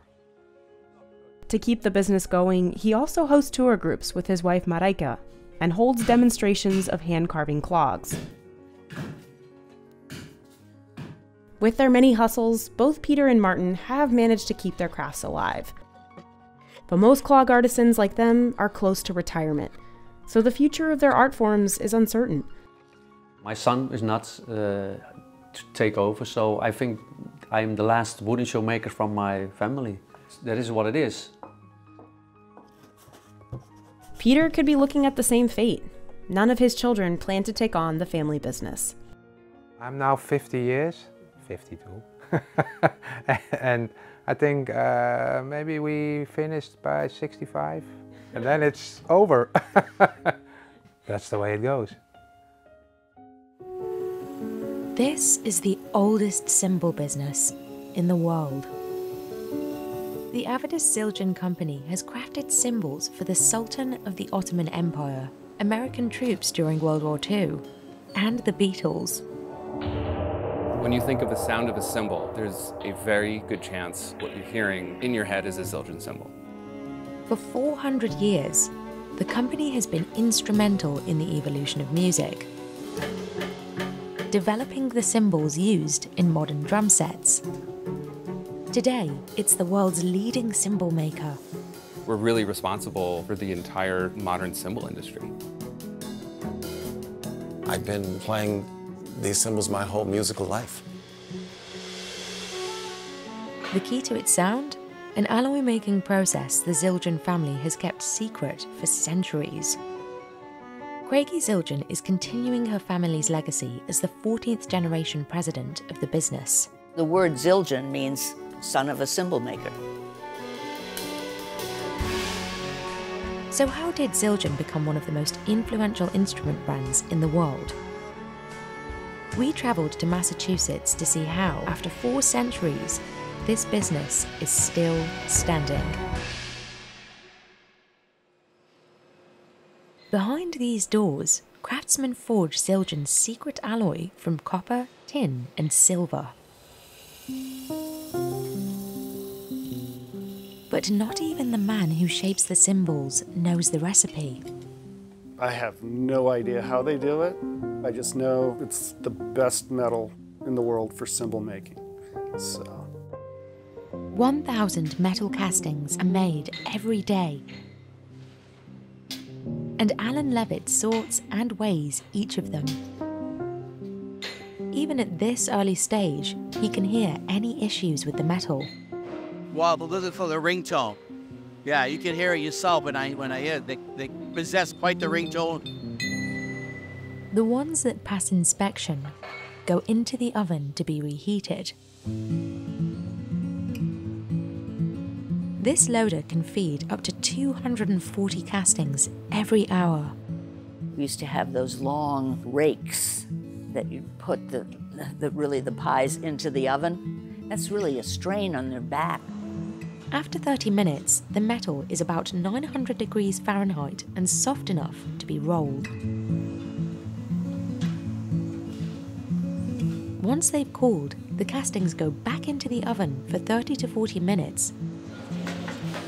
This process of heating and rolling is repeated multiple times until the castings are as thin as a credit card. And it hasn't changed much since at least the 19th century. Next, the cymbals head to the cupping machine, which will shape the bell. The bigger the bell, the more the instrument will project, and the longer it will ring.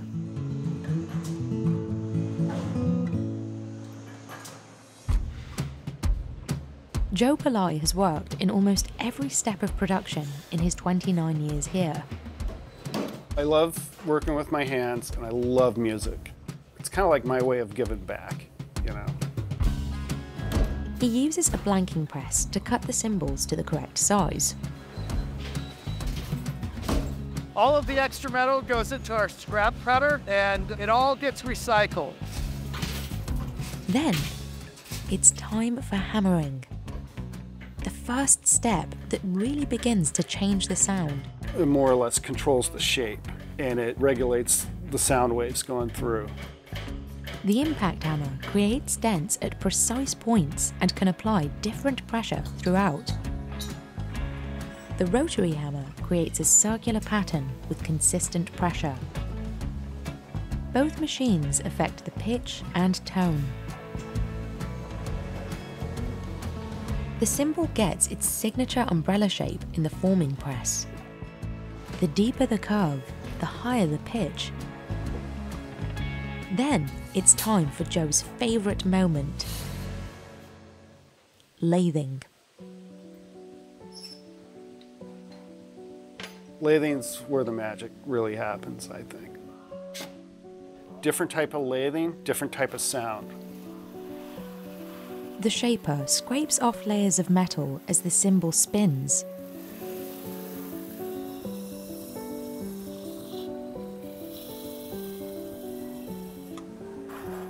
It also cuts small tonal grooves in a circular pattern. Deeper and sharper grooves create more sustain, affecting how long the cymbal will ring out.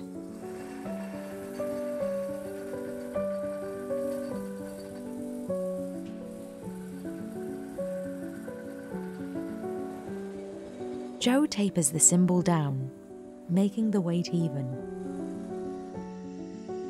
He has to be careful not to apply too much pressure, or he risks overworking the cymbal and making it too thin. You're always troubleshooting. I think you're just trying to figure out how to make the cymbal perfect, you know. That's what I love about it. Finally, he removes any imperfections with a grinder.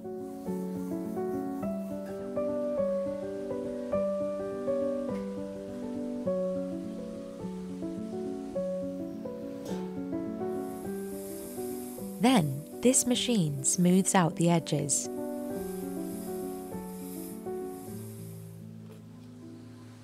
But they aren't ready just yet. Each cymbal needs to be tested. Joe works closely with Guy Licata, the manager of innovation, to test 200 in half an hour. At this stage, we're just looking really for major visual and sound defects. You know instantly if it's a good cymbal or a bad cymbal. It's when they're questionable that you really dig into it and debate it. Well, this one was overworked. You could see the rippling. Yeah. Within acceptable ranges between here and here. So this is the standard. Those are almost identical. So this is considered conforming. This would pass.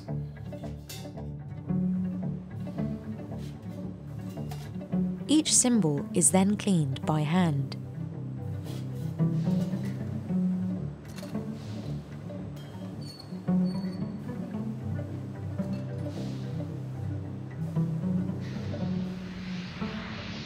And finally, coated with a polyurethane solution. Mostly to protect against fingerprinting.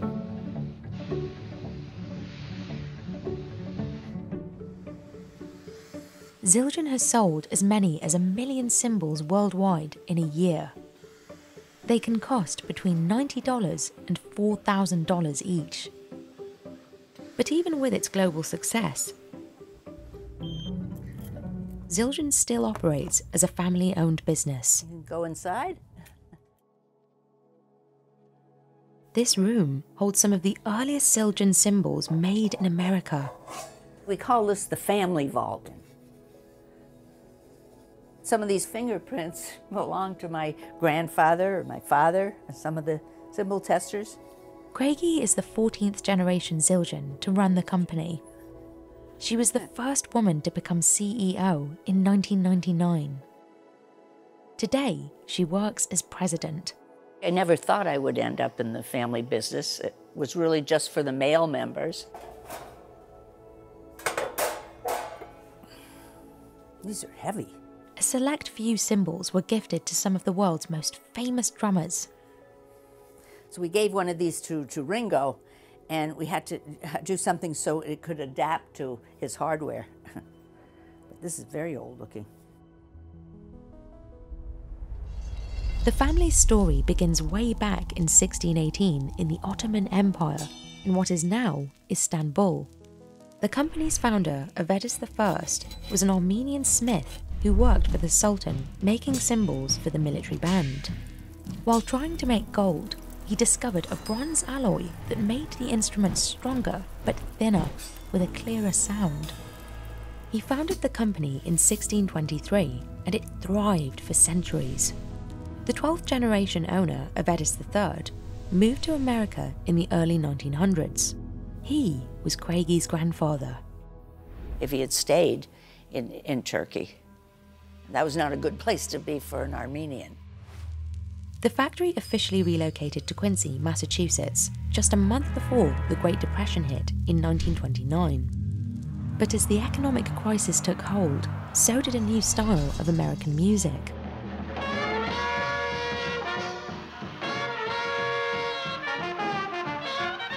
It was the beginning of the jazz era, which was here. Zildjian created cymbals for jazz legends like Gene Krupa, Chick Webb, and Joe Jones. Avedis III worked directly with them to develop new cymbals like the ride, the hi-hat, and the crash. Those gave drummers more range and freedom.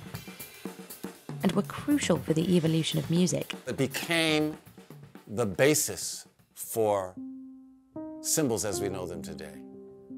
This collaborative tradition continued with Craigie's father in the following decades. The ideas really just kind of flourished as my dad was there, testing cymbals in front of them, all the top drummers of the day, and we'd gain their input. Louis, Elvin, and Roy. Here's my dad. This was my dad's drum kit. I've left this as it was when he was here, when this was his office. In the 1940s, the company provided cymbals for American and British troops during World War II. But it was the Beatles' first US performance that made Zildjian a household name. In February 1964, Ringo Starr used the company's cymbals during the band's appearance on The Ed Sullivan Show. The Beatles, bring 'em on!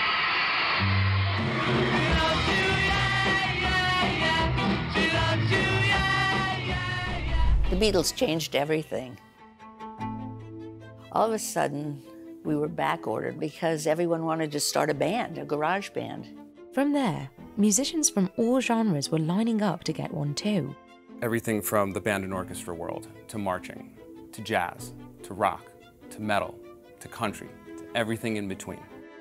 By the mid-1980s, the company was the world's leading maker of cymbals with 40% of the market share. Today, it's made cymbals for drummers like Questlove, Travis Barker, and Anderson .Paak. This is my dad here, yeah. My father always said we need to follow the music. So wherever the music leads us, that's how we track it, is through these musicians. To this day, the company works closely with musicians to develop custom models tailored to their styles. Artists are looking to express themselves. They're looking for, sometimes it's a sound, again, sometimes it's a tactile feel or response, sometimes it's an emotion. It's why drummers like Omar Hakim only use cymbals made by Zildjian. If I have identified a need for some instruments that I don't have in my arsenal at that moment, 11 times out of 10, they've got the solution. This is one of my favorite cymbals. It's called the K-Custom Hybrid Trash Smash. He got his first set of Zildjians when he was just 8 and has exclusively used the company's cymbals for nearly 5 decades.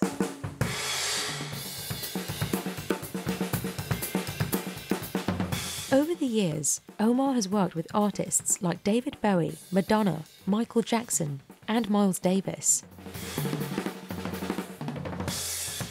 It's important to have a set of cymbals that resonates with the music that you're trying to create, speaks to you as a musician. When you blend the metal and the skins and the wood, and you create this tonal palette to kind of cover a full spectrum of sound. Omar says, although other cymbal companies have popped up, Zildjian still sets the standard. Even the old ones are the bar. And that's heavy when the entire industry is using your product as the example of what needs to be in the marketplace. The next generation of Zildjians is already working to continue the family legacy.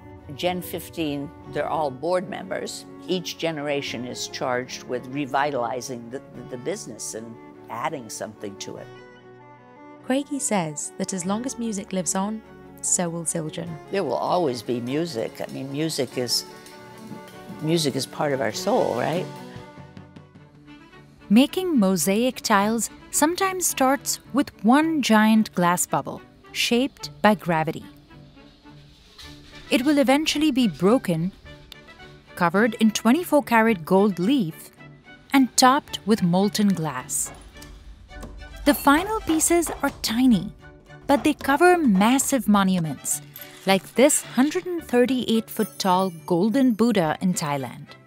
Orsoni has been making mosaics since 1888, and it's the last glass factory still operating in the city of Venice. Sembra quasi una una cosa magica, una pozione. There were once hundreds of glass furnaces spread across Venice and the island of Murano. But many have closed their doors in recent years when gas prices began to rise. We went to Venice to see how this 135-year-old business is still standing. Every morning, Constantino Drai checks on the molten glass that has been cooking overnight at 2,500 degrees Fahrenheit. He's working on an order of blue glass with Orsoni's color master, Michele Giumana.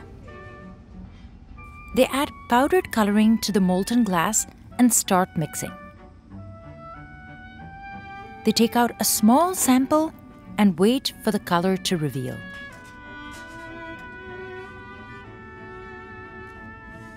Michele breaks the slab in small pieces and dips it in cold water. If the color is not exactly right, they toss the pieces back into the furnace and start over. Sto imparando ancora lentamente, ma con la pratica soprattutto, e ce ne vuole tanta. It's a long process of trial and error that can take 5 times to get right. When they eventually do, this 50-year-old machine flattens it into slabs less than half an inch thick. The glass then sits in a kiln for 6 hours to harden. Finally, it goes to Orsoni's legendary color library. There are almost no shades they haven't produced. The room holds more than 3,500 shades. This variety is what brought international attention to the business back in 1889. Workers still hand-cut every single tile.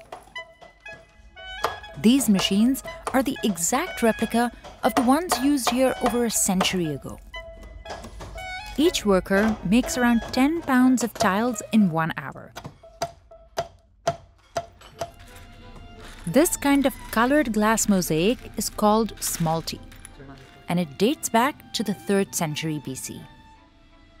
Antonella Galenda has mastered the ancient method, adjusting each tile to fit the design, like a puzzle.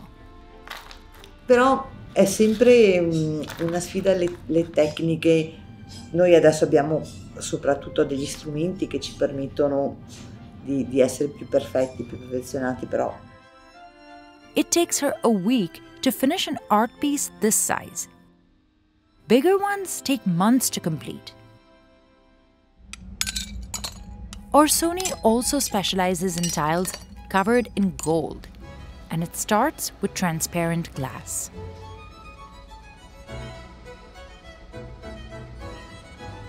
Michele rolls the molten glass back and forth on a metal table to mold it.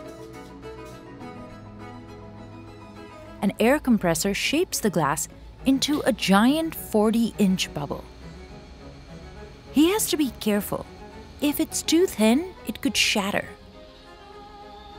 Michele used to blow the bubble himself, but a machine saves him time. When he is happy with the size, he cuts it at the tip. He makes 70 glass bubbles in a single day. Perciò un giorno intero di lavoro. Next, the thin bubbles are cut into smaller square pieces. They end up with Rosella, who pairs them with the 24-karat gold sheets. Orsoni buys the gold from a family that makes it with ancient techniques. She passes every piece on top of the steam, which works as glue. Back in the furnace, the glass burns at a lower temperature, 1900 degrees Fahrenheit, to make it less liquid. Workers place the sheets on a spinning wheel and add the molten glass on top. And then a pressing machine flattens them. E quindi ci vuole velocità. They can make 2,200 of these in a single day. When the glass cools, it ends up with Manuela Bonicelli, who cuts the plates into small pieces. She dips the edge of a diamond-shaped cutter in petroleum jelly to help the blade glide smoothly. She can spend 8 hours breaking each gold leaf into 16 perfect squares. It may seem simple, but it can take a toll on the body. Appunto dipende dalle braccia, dalle gambe, poi una posizione che devi appoggiarti proprio sopra i gomiti, sopra le ginocchia. Manuela started working here when she was just 16 years old.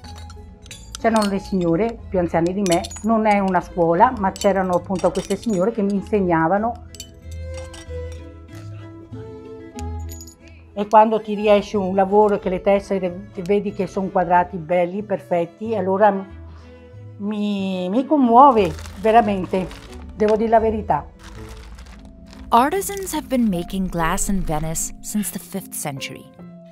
And the mosaics industry flourished on the island until 1291, when all glass furnaces were ordered to move to the island of Murano.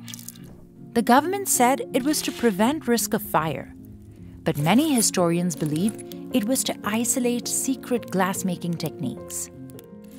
Angelo Orsoni was born in Murano in the mid-19th century and started working in the glass factories when he was 7.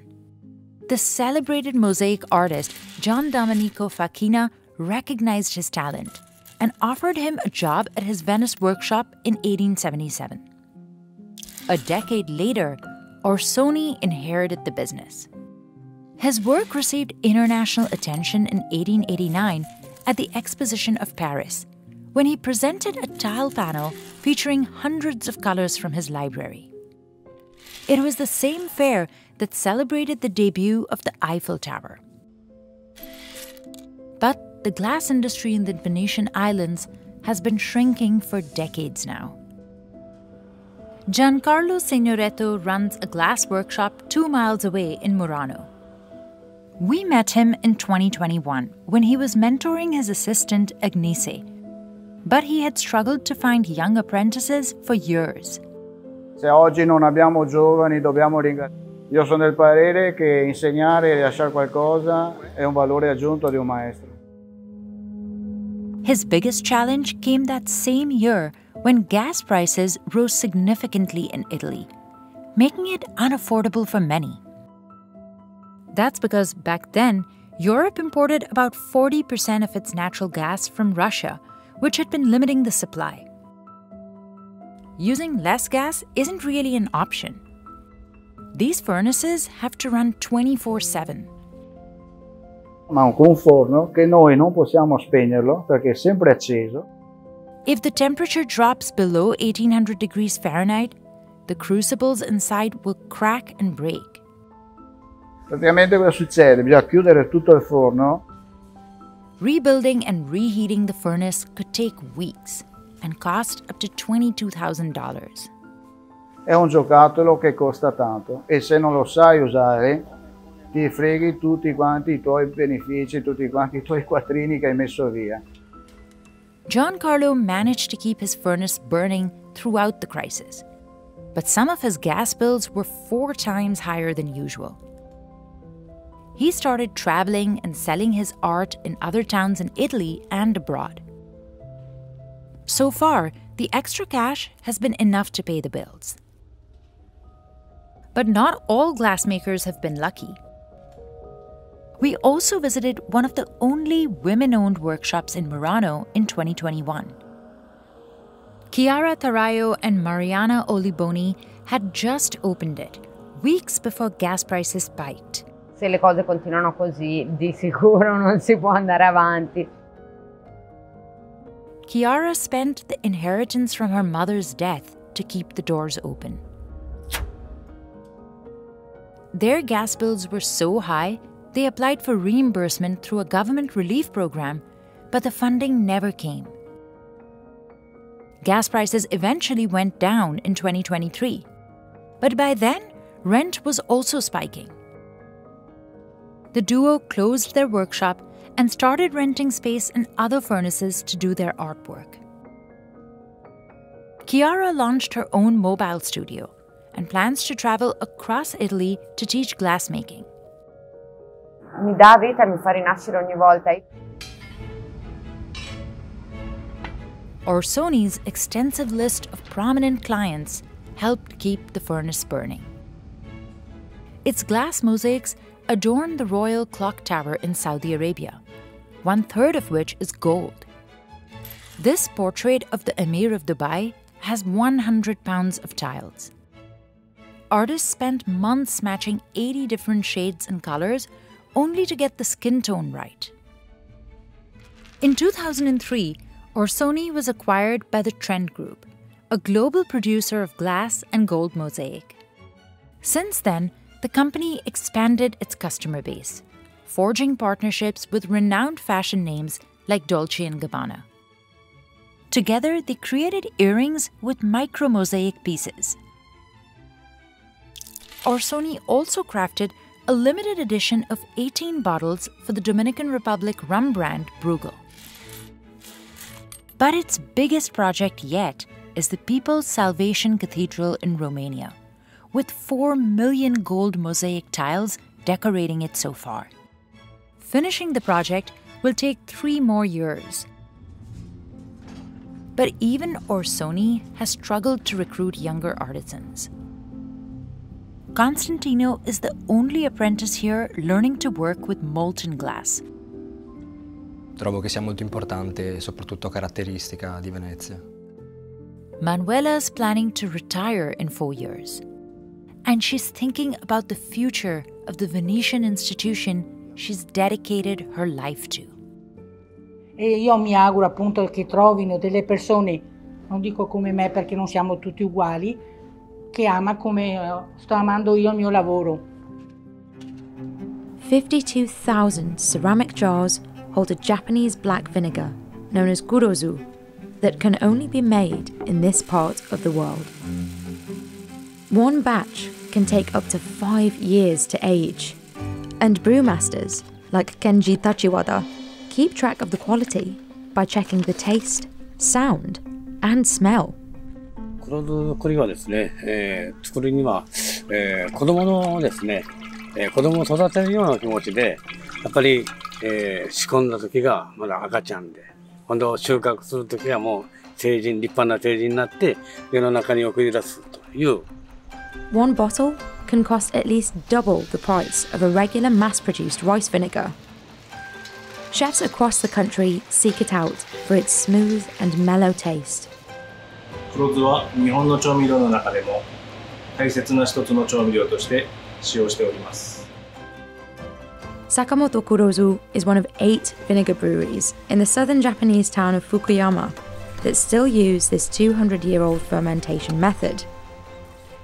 But ramping up production is nearly impossible because it's difficult to find more land to lay out jars.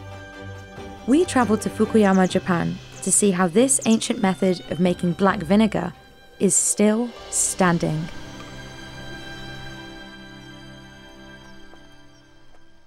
Kenji starts his work at the Sakamoto Kurozu facility at 8 a.m. He's been working here for the past 40 years. 非常にこのやりがいのある仕事で、楽しんでおります。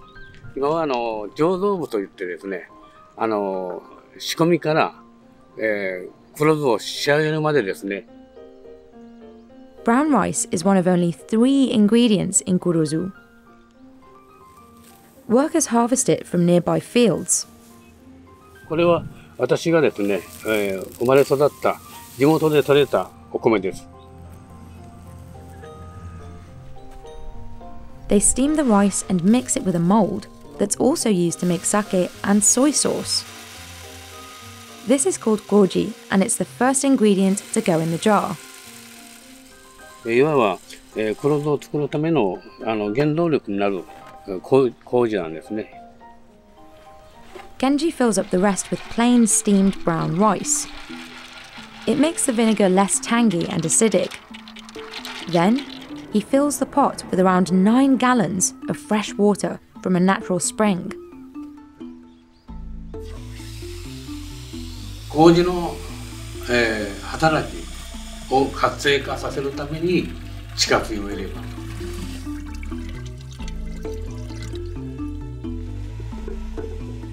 A final layer of koji goes on top. It will later turn into a thick slab of mould that protects the vinegar from other microbes entering the mixture.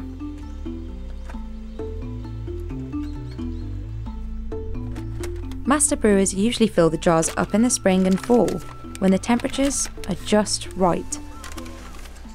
やっぱり、先ほど言いましたけど、温度が非常に大事でありまして。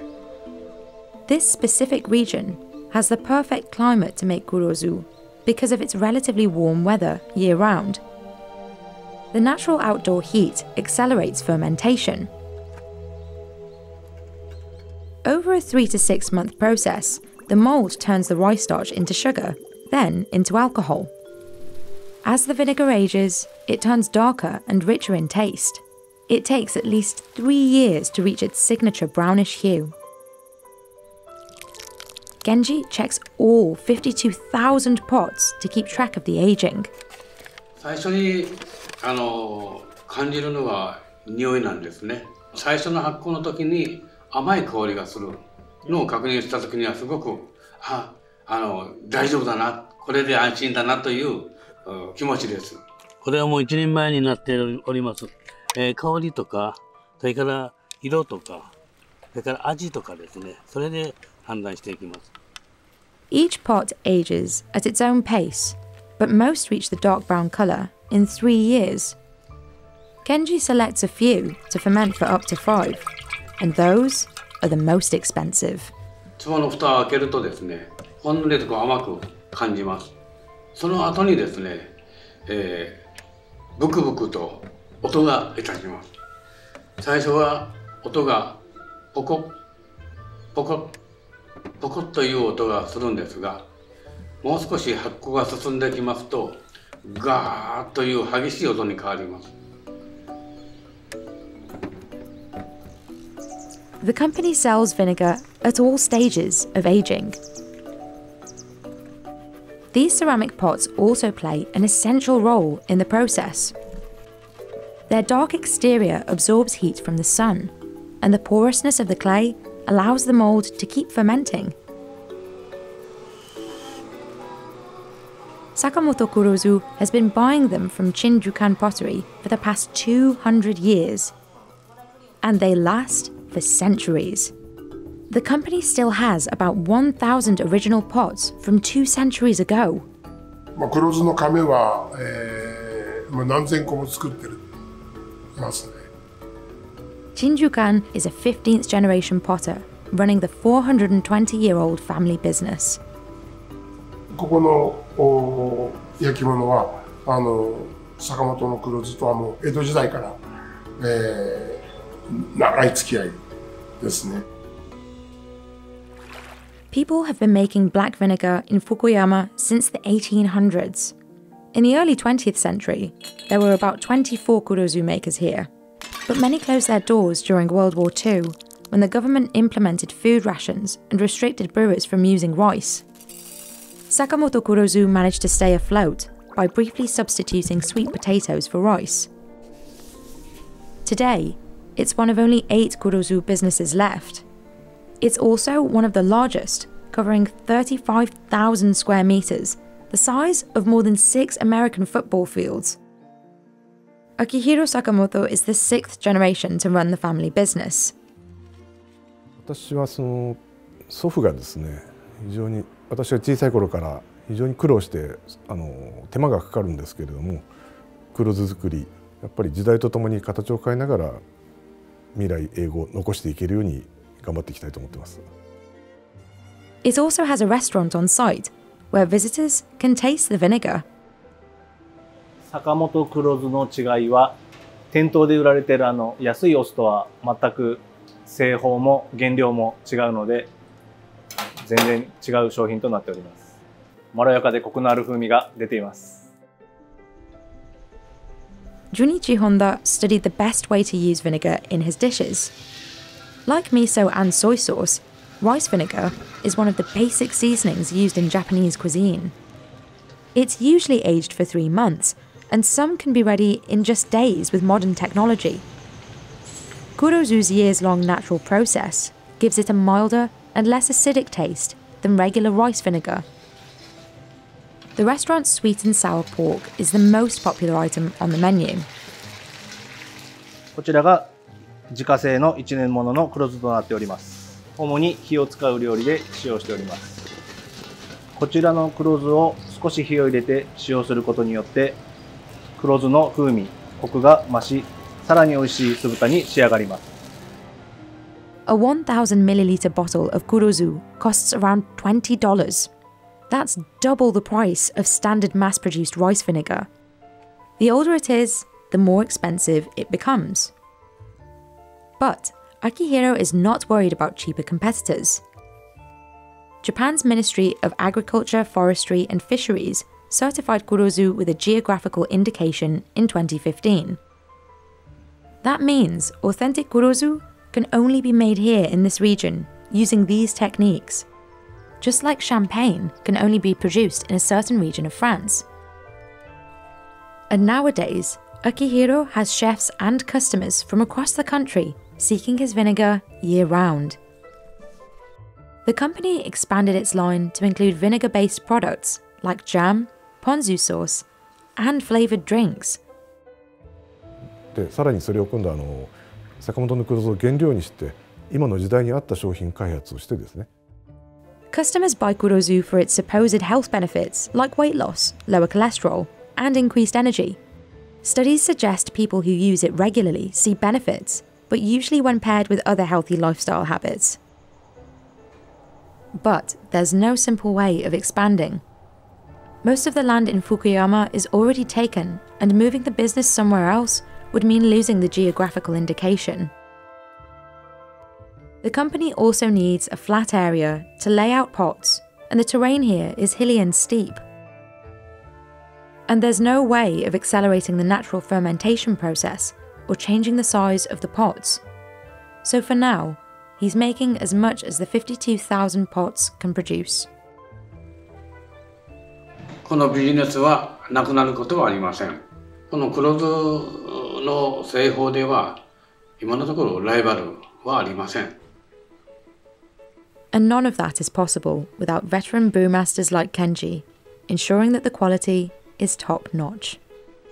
私は黒酢作りを長年やってますが、すごくこのやりがいのある仕事なんで、自分の子供たちにもですね、やってほしい、継いでほしいという気持ちはあります。For over 130 years, dancers have strived to perform in the most famous cabaret in the world, the Moulin Rouge in Paris.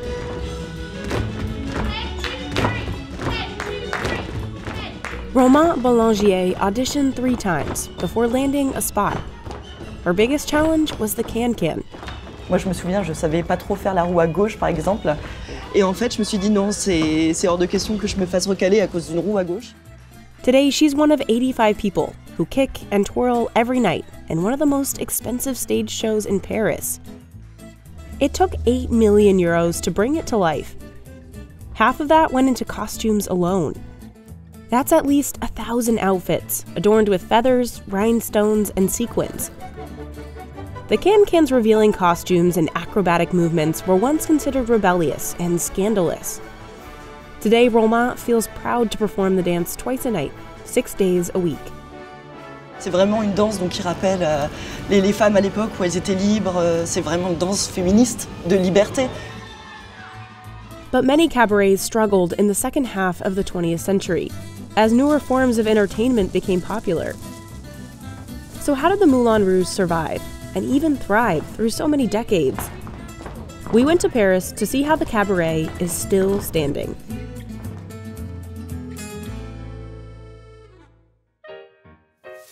The can-can was first performed in the early 1800s by working-class men and women in France's public ballrooms.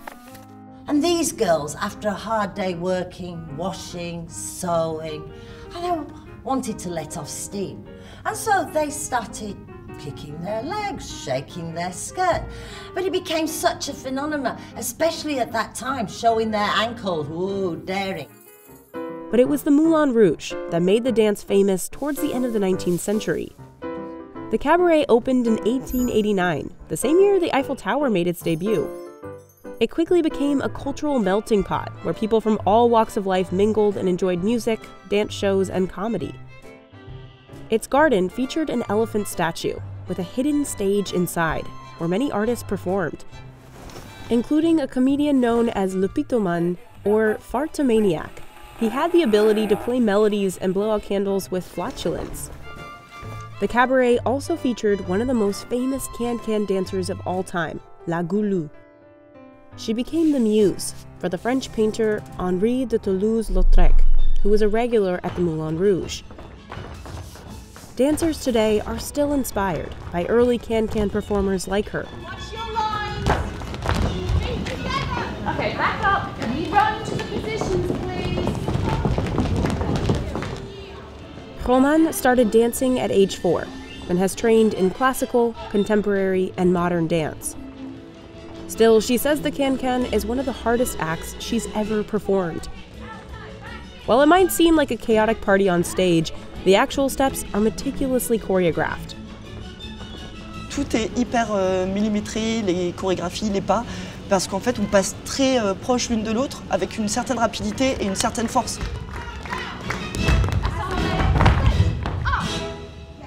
Roman joined the cast 5 years ago, after finally passing an audition in Paris.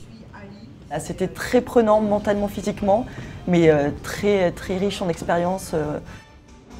The current cast represents 18 different nationalities, but most dancers are from Australia and the United Kingdom. Push that knee over, especially on the last one, so you can open it. 5, 6, 7, 8. Today, 4 new dancers are joining the show. New spots rarely open, and up to 80 dancers can compete in a single audition. They need to be tall, at least 5'8" if you're a woman, or 6'3" if you're a man. Quand j'ai été prise, honnêtement, j'y croyais pas. C'est comme je dis, le Moulin Rouge, c'est vraiment la maison mythique. C'est l'inaccessible. Costumes are constantly breaking, so a team of 15 seamstresses repairs them every day in a workshop right above the women's dressing room. This makes it easier to fix them if something breaks between shows. Bien souvent, un volant, quand elles font leur danse, elles peuvent accrocher avec leurs talons un volant et le déchirer. Each dancer wears about 12 costumes during the show. Alors ici, c'est le palier donc, de la ligne danseuse, qui est ma ligne dans le show. Et là, c'est mon nom. Donc c'est là où il y a tous mes costumes. It can cost 5,000 euros to make just one can-can costume. One dress can have over 230 meters of frills. Et là, ici, donc, on a la fameuse robe cancan. Donc, pareil, qui est assez lourde. Au total, le tout, c'est pas loin de 5 kilos, il me semble. Donc, avec ici le froufrou bleu, blanc, rouge. Forcément, français, patriote. About 1/3 of all the costumes have real feathers, and the Moulin Rouge runs its own feather shop inside the building. S'il n'y avait pas de plumes, ce serait vraiment nu, très triste. It can take 280 hours to finish some of the most complex feathered looks, like this 13-pound costume, which cost about 12,000 euros. Alors donc celles-ci, c'est celles du final, elles sont vraiment magnifiques et en général ça fait toujours un effet au public, les gens ils sont là, waouh!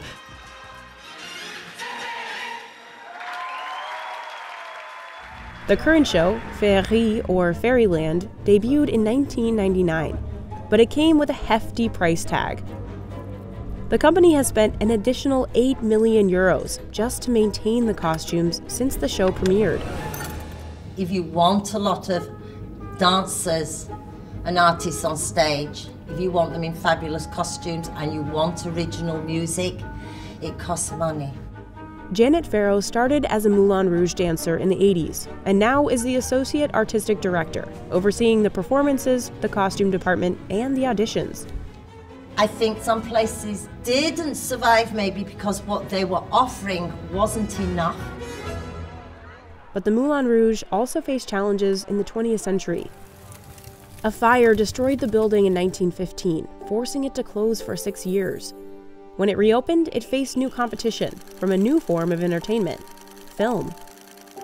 The cabaret converted its theater into a cinema with a nightclub. But it always maintained live shows on stage. It also survived the German military administration of France during World War II. Over the years, many legendary singers performed there, including Edith Piaf, Frank Sinatra, and Liza Minnelli. In 1955, the venue launched the dinner show format it still follows today. The style of choreography, that changes. But you know, essentially, things stay the same. And it's still about the public coming and having a great evening, and they're watching a fabulous show. Every evening, the restaurant staff prepares a 7 p.m. dinner. About 600,000 people attend the show every year. While the sounds of champagne pops and conversation fill up the room, the dancers get ready for the show backstage. Mon maquillage, donc je débute toujours par une base de make-up qui permet d'hydrater, surtout que le maquillage se conserve malgré l'effort physique sur scène. La première fois que j'ai fait un maquillage de cabaret, c'était une catastrophe. Dancers do their own makeup to suit their skin tone and features, but 2 elements are mandatory: red lipstick and false eyelashes. Évidemment, si on a un maquillage léger, c'est un petit peu compliqué de pouvoir capter le regard de peut-être la dernière personne dans la salle. All the female dancers tie their hair in ultra-high buns. Et le bun, c'est celui-ci, donc paf, la magie. Et la touche finale, c'est ici, avec le bijou de tête, qui vient donc cacher un petit peu là où on fixe le chignon de base. Et voilà. Roman and her fellow dancers stretch before changing into their opening look. Je me sens vraiment chez moi. Comme beaucoup de danseuses, mes danseuses, c'est mes amies aussi. Nearly every number requires heels. The costumes are so elaborate that a team of dressers has to help the dancers get ready. And every detail matters. On a de la chance d'avoir des habilleurs avec nous qui nous aident en coulisses. C'est quand même un luxe donc pour tout ce qui est changement rapide ou, voilà, ou juste les pressions dans le dos, etc. As the lights dim and the curtain goes up, the audience enters the world of féerie. Act 1 is set in the gardens of the Moulin Rouge, paying homage to the venue's past. Dancers quickly get ready for Act 2, which is set on a pirate ship.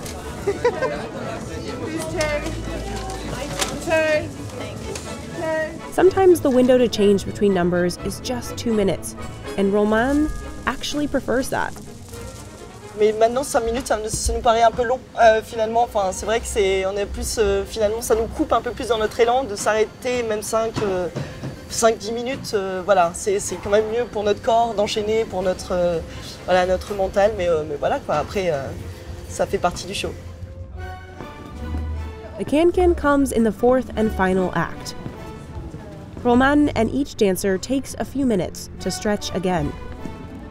Dancers have to be physically and mentally ready for the intense cardio to avoid any injuries.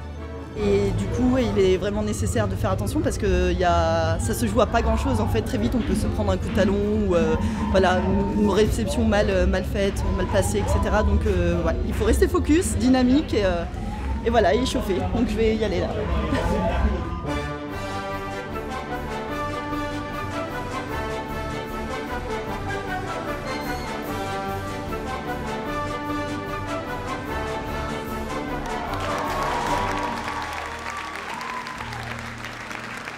After 2 shows and 4 hours of dancing, Roman exits the stage at 1 a.m., still full of energy.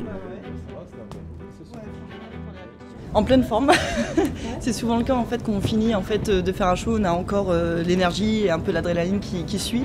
Donc là, je sais que je suis pas prête de dormir tout de suite. Et non, c'est toujours beaucoup d'émotions, beaucoup d'énergie. Et c'est ça tous les soirs. Roman hopes to one day be lead dancer at the Moulin Rouge. Et voilà, j'ai envie de toucher le public, j'ai envie de lui parler, j'ai envie de m'exprimer, j'ai envie de voilà, d'exister encore plus et prendre plus de place sur cette scène. But for now, this stage is like her home, and she doesn't plan on leaving it anytime soon. En étant sur scène, j'ai toujours cette fierté où je me dis, je suis quand même sur la scène du Moulin Rouge. Donc j'ai encore cette émotion qui rend magique en fait ce métier. Voilà, c'est un lieu gorgé d'histoire.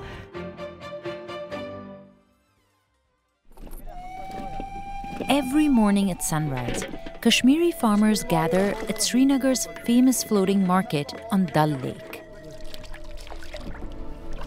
Muhammad Sadiq Khan paddles half a mile to get there from his home to the other side of the water. Just a decade ago, Muhammad would have met up with hundreds of other sellers. These days, though, there are just a few dozen left. Most of their families have traded here for generations.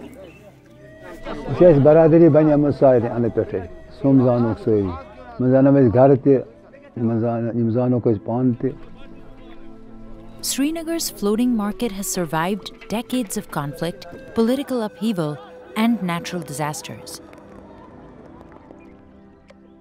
But today, the lake itself is at risk.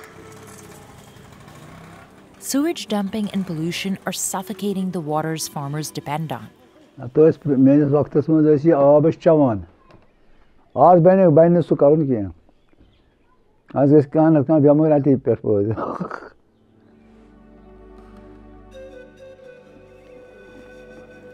We went to Dal Lake in Indian-administered Kashmir to find out how this floating market is still standing.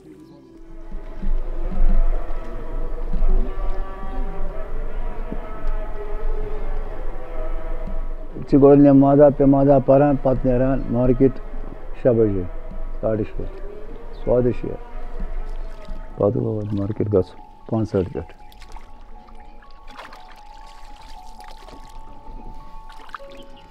Roughly 60,000 people depend on Dal Lake for their livelihoods. Many work in tourism and fishing. But the lake's agriculture is one of its most important industries. On this cold winter morning, Muhammad picks up collard greens to sell.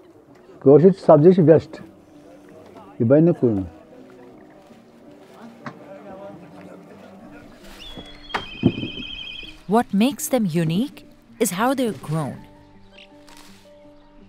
People began farming inside the lake centuries ago.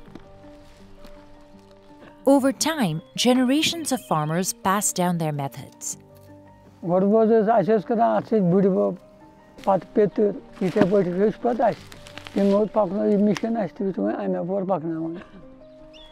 These floating gardens are called Raad in Kashmiri. Some grow naturally, others are artificial. Farmers weave together wetland plants and bring up the roots and soil from the bottom of the lake to layer into what is essentially a floating mat. They plant collard leaves, turnips, carrots, and other produce.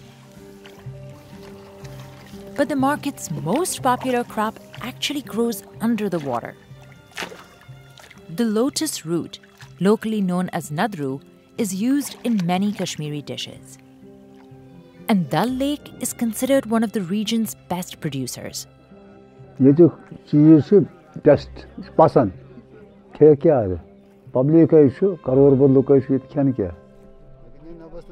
floating market runs every day for 2 hours, even in the dead of winter. Farmers wear an iconic woolen overcoat called a peran to keep warm. They share a traditional Kashmiri green tea called kahwa that's mixed with cinnamon, cardamom, and saffron. And they wait for shopkeepers who travel from the city to buy their vegetables. It's a ritual that has been going on for at least 100 years.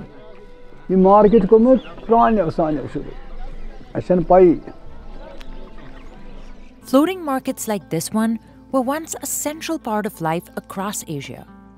They date back to the 14th century, but most still around today are less than 200 years old. They popped up in places like Vietnam, Thailand, and parts of India, where rivers, wetlands, and coastlines were the main routes for transporting people and goods.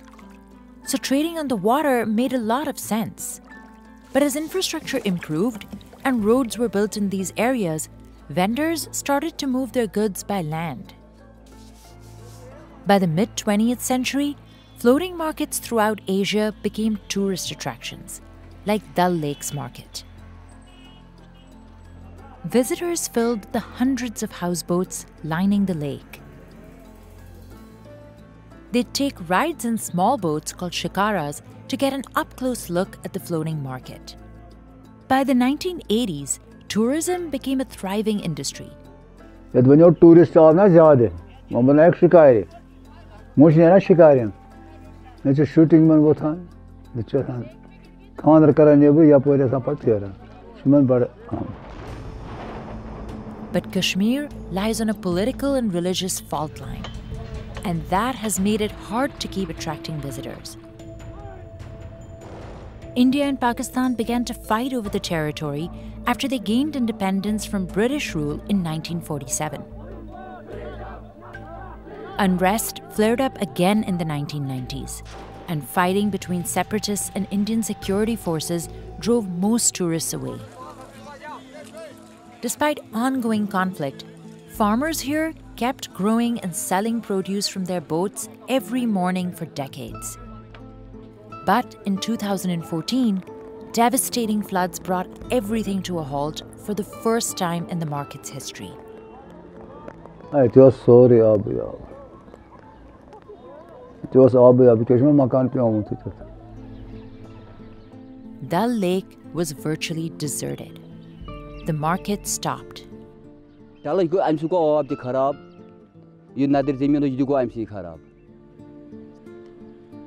It took farmers months to recover.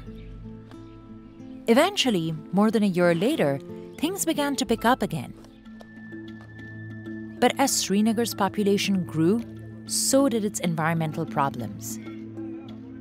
By the 1980s, locals were complaining about the sewage being dumped from hundreds of houseboats. Studies show they're one of the lake's biggest polluters.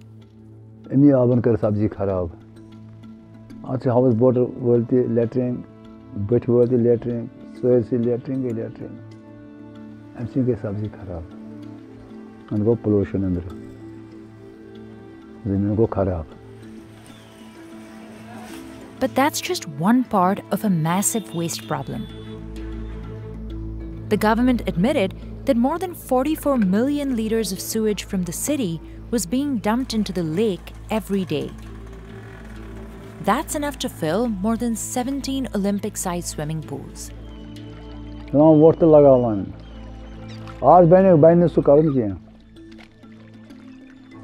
The government announced it would connect all houseboats to sewage plants last year. It banned plastic on the lakeshore and ordered mechanical dredgers to scoop out invasive weeds and other kinds of waste. But even a cleaned-up Dal Lake would still face yet another challenge.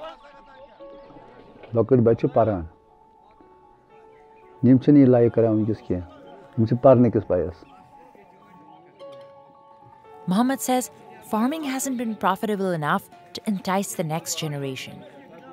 In fact, some vegetables cost him more to grow than what he can sell them for. And competition has grown fierce.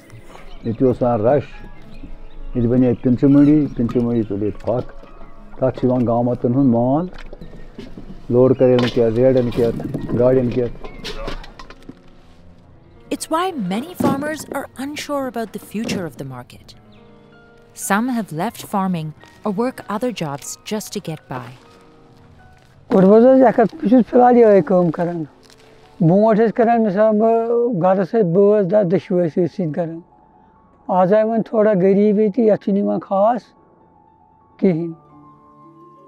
Muhammad makes just enough to care for himself and his wife Salima Jan. But he refuses to let that discourage him. He has hope that the lake, its floating gardens, and the market will survive. First class.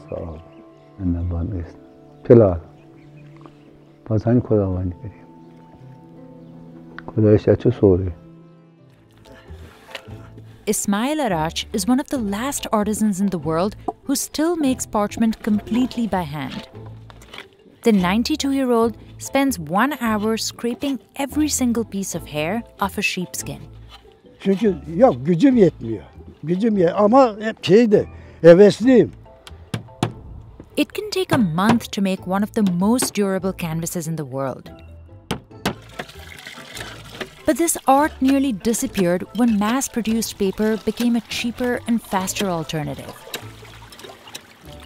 And Ismail has struggled for years to find apprentices to train. Ya şimdi bunlara öğretmesem burada bu iş kapanır. Bitti. Bergama diye, Perçiman diye kapanır. We went to Bergama in western Turkey to learn how this ancient craft is still standing.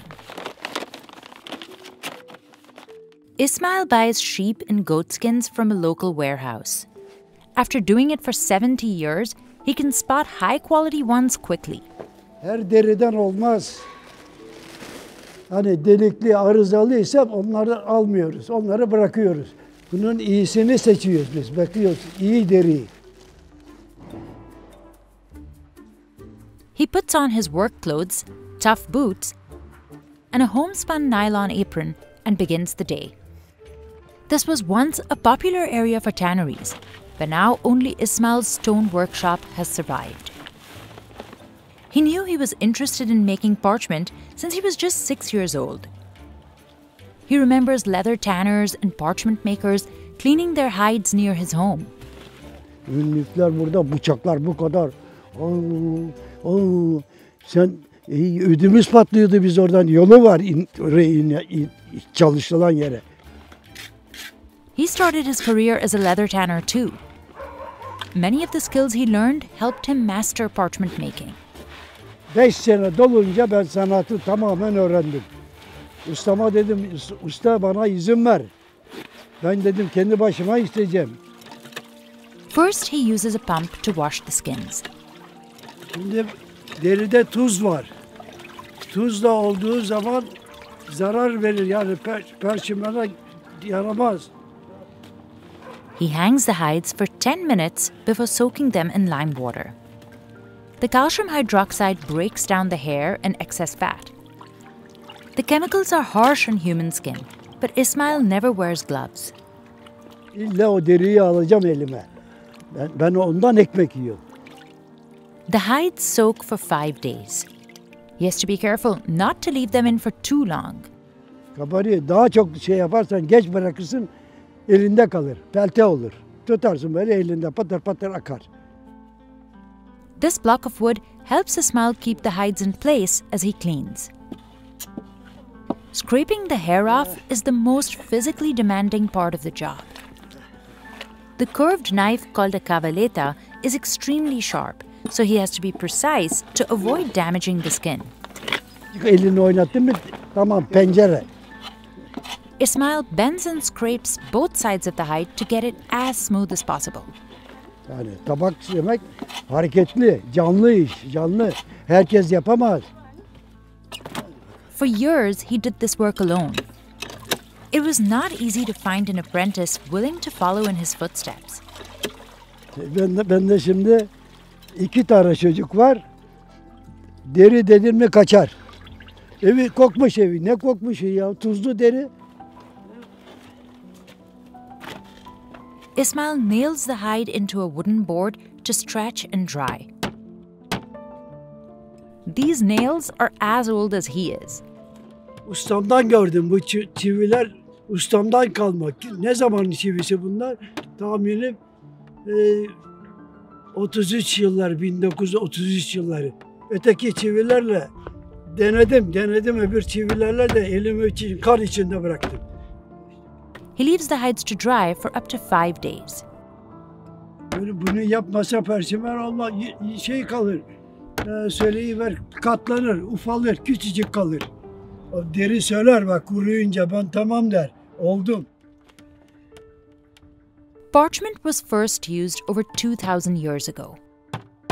It was invented in the ancient Greek city of Pergamum and became the main writing material across Europe by the Middle Ages. Its durability made it ideal for manuscripts, such as the Dead Sea Scrolls, the Magna Carta, and the Constitution of the United States.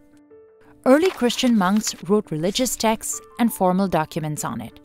But gradually, paper took over as it became easier and cheaper to mass produce.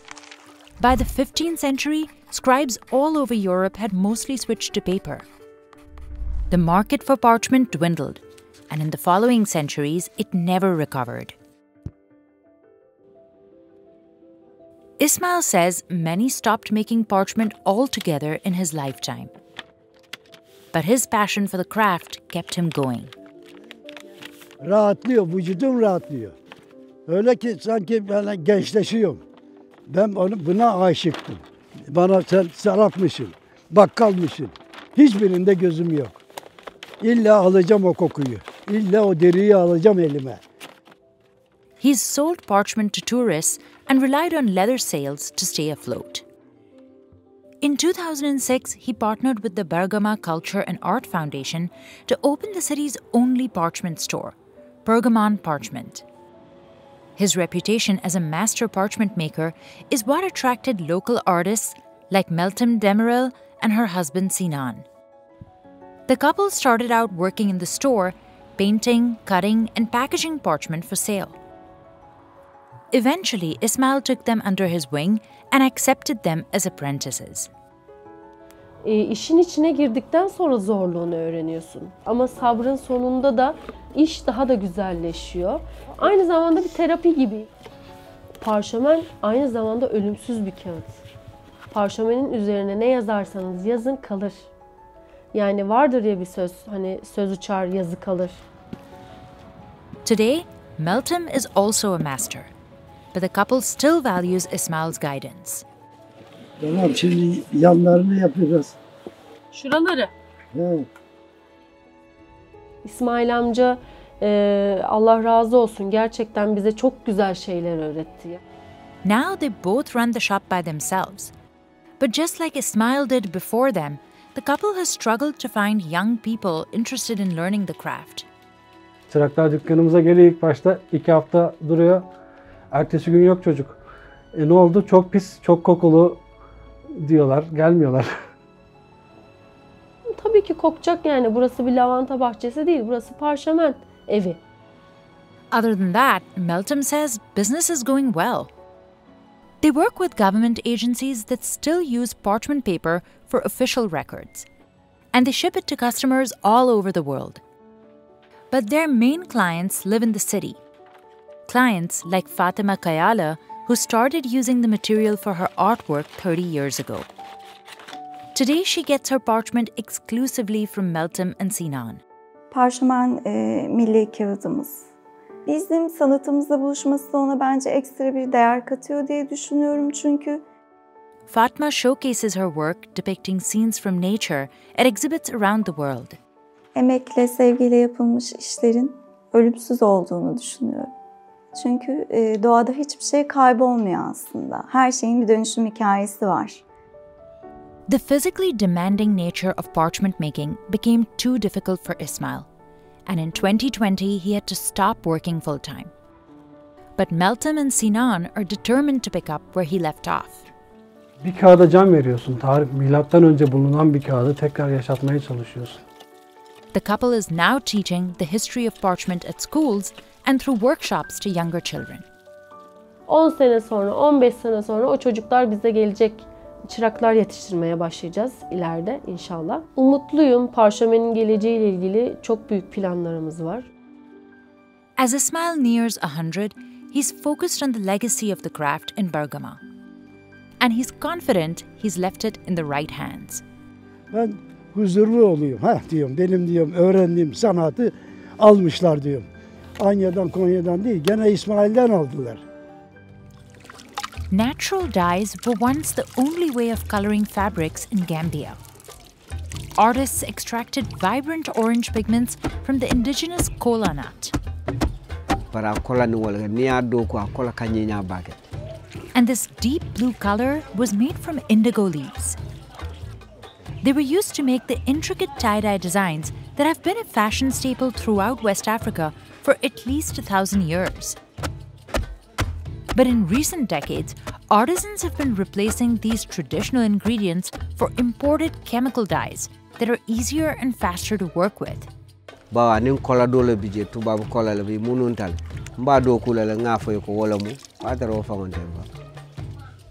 Jete is the last tie-dyer in his town of Sukuta in Gambia, still using only natural dyes and traditional techniques.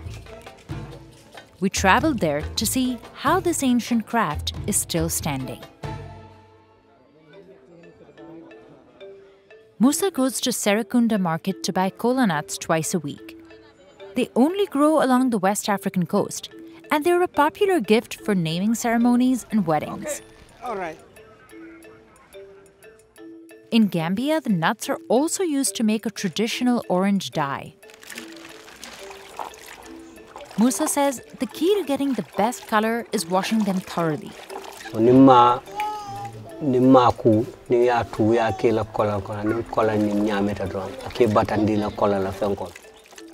He works from his family compound where he lives with his wife and children.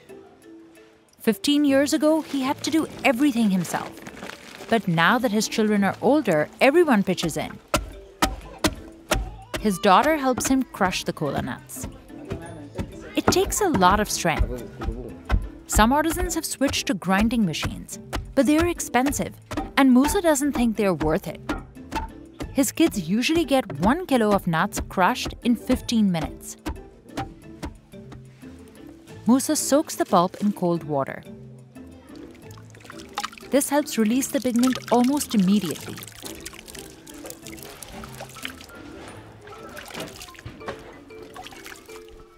The secret to the designs lies in the ancient tying method known as tritique. Musa chooses them based on the fabric. Most of the time, he follows a traditional pattern. Then after Nimbota Ninambe do Fanacity, I will be killer Dolka for the Asaman, Dolka for the cloud. But other times, he likes to improvise. Pleating and tying a 3-meter-long cotton cloth by hand can take him up to an hour. The tight knots form the pattern by stopping the dye from coloring the whole cloth. Musa has memorized countless patterns, mixing and matching them to create a custom design. And he's making sure to teach them to the next generation. Nkaw fo ko dindingol laftala baga nka natara num bake kay bajele nin so konol tem fam ibe jele bi nala jay ba fo le koy laftakel.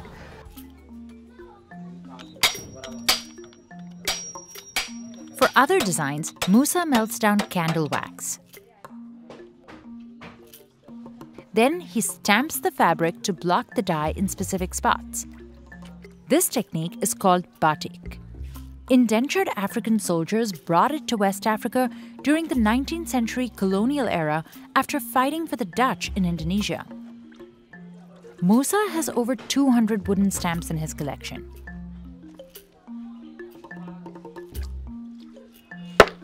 He even carves his own, drawing inspiration from the world around him.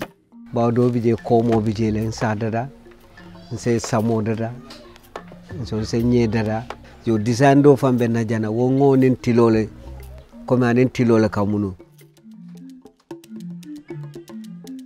Finally, it's time to submerge his work in the dye. For the best results, he soaks the fabric overnight to absorb the pigments.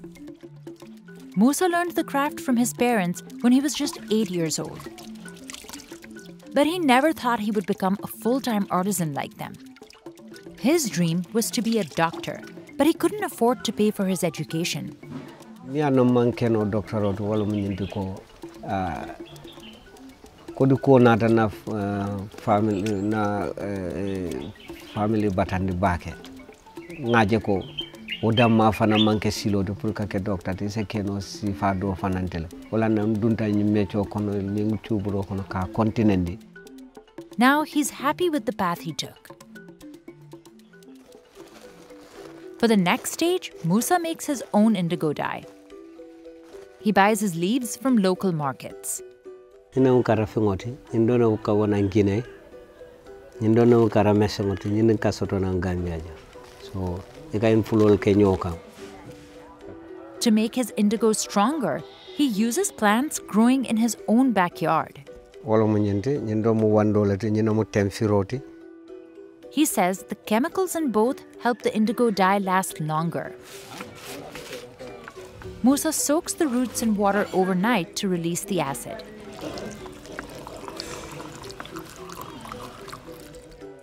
Then he strains the water into the indigo. He makes sure it's strong enough by tasting it. So niala inengobala isalonko ni I acid I fenko sotola iwotole ka tesi inengobala tek ni pareta wala yena kako ne ya mama. He burns the palm tree flowers into ashes, then soaks it in water to make a mixture called say.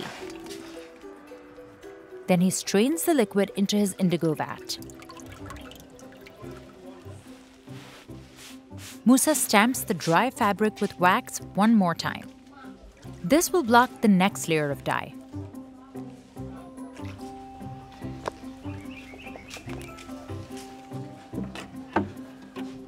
Indigo is so potent that Musa only needs to dip the fabric in it 6 times at most for the color to penetrate.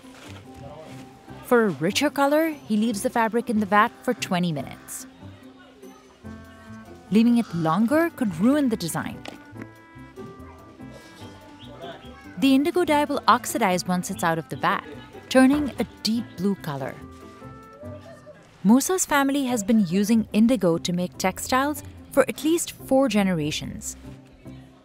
It's the reason the craft means so much to him.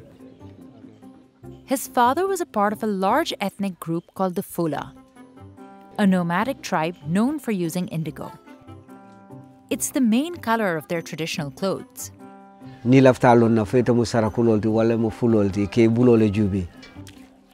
Musa's father would travel from country to country selling his tie-dyed fabrics.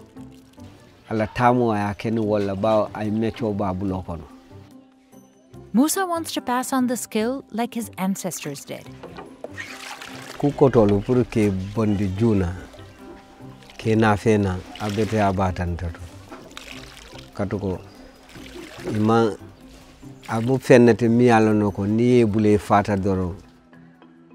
People in Gambia have been practicing tie-dye for generations. The art was passed down in families, practiced in the home, and even taught in schools. Natural colors from indigo and kola nuts were once the only dyes available. But when tourists began visiting Gambia in the mid-1960s, it created a more lucrative market for the craft. Soon, chemical dyes were imported from Germany to meet higher demand. They came in multiple colors and were quicker to use. The brighter, more colorful designs also appealed to tourists.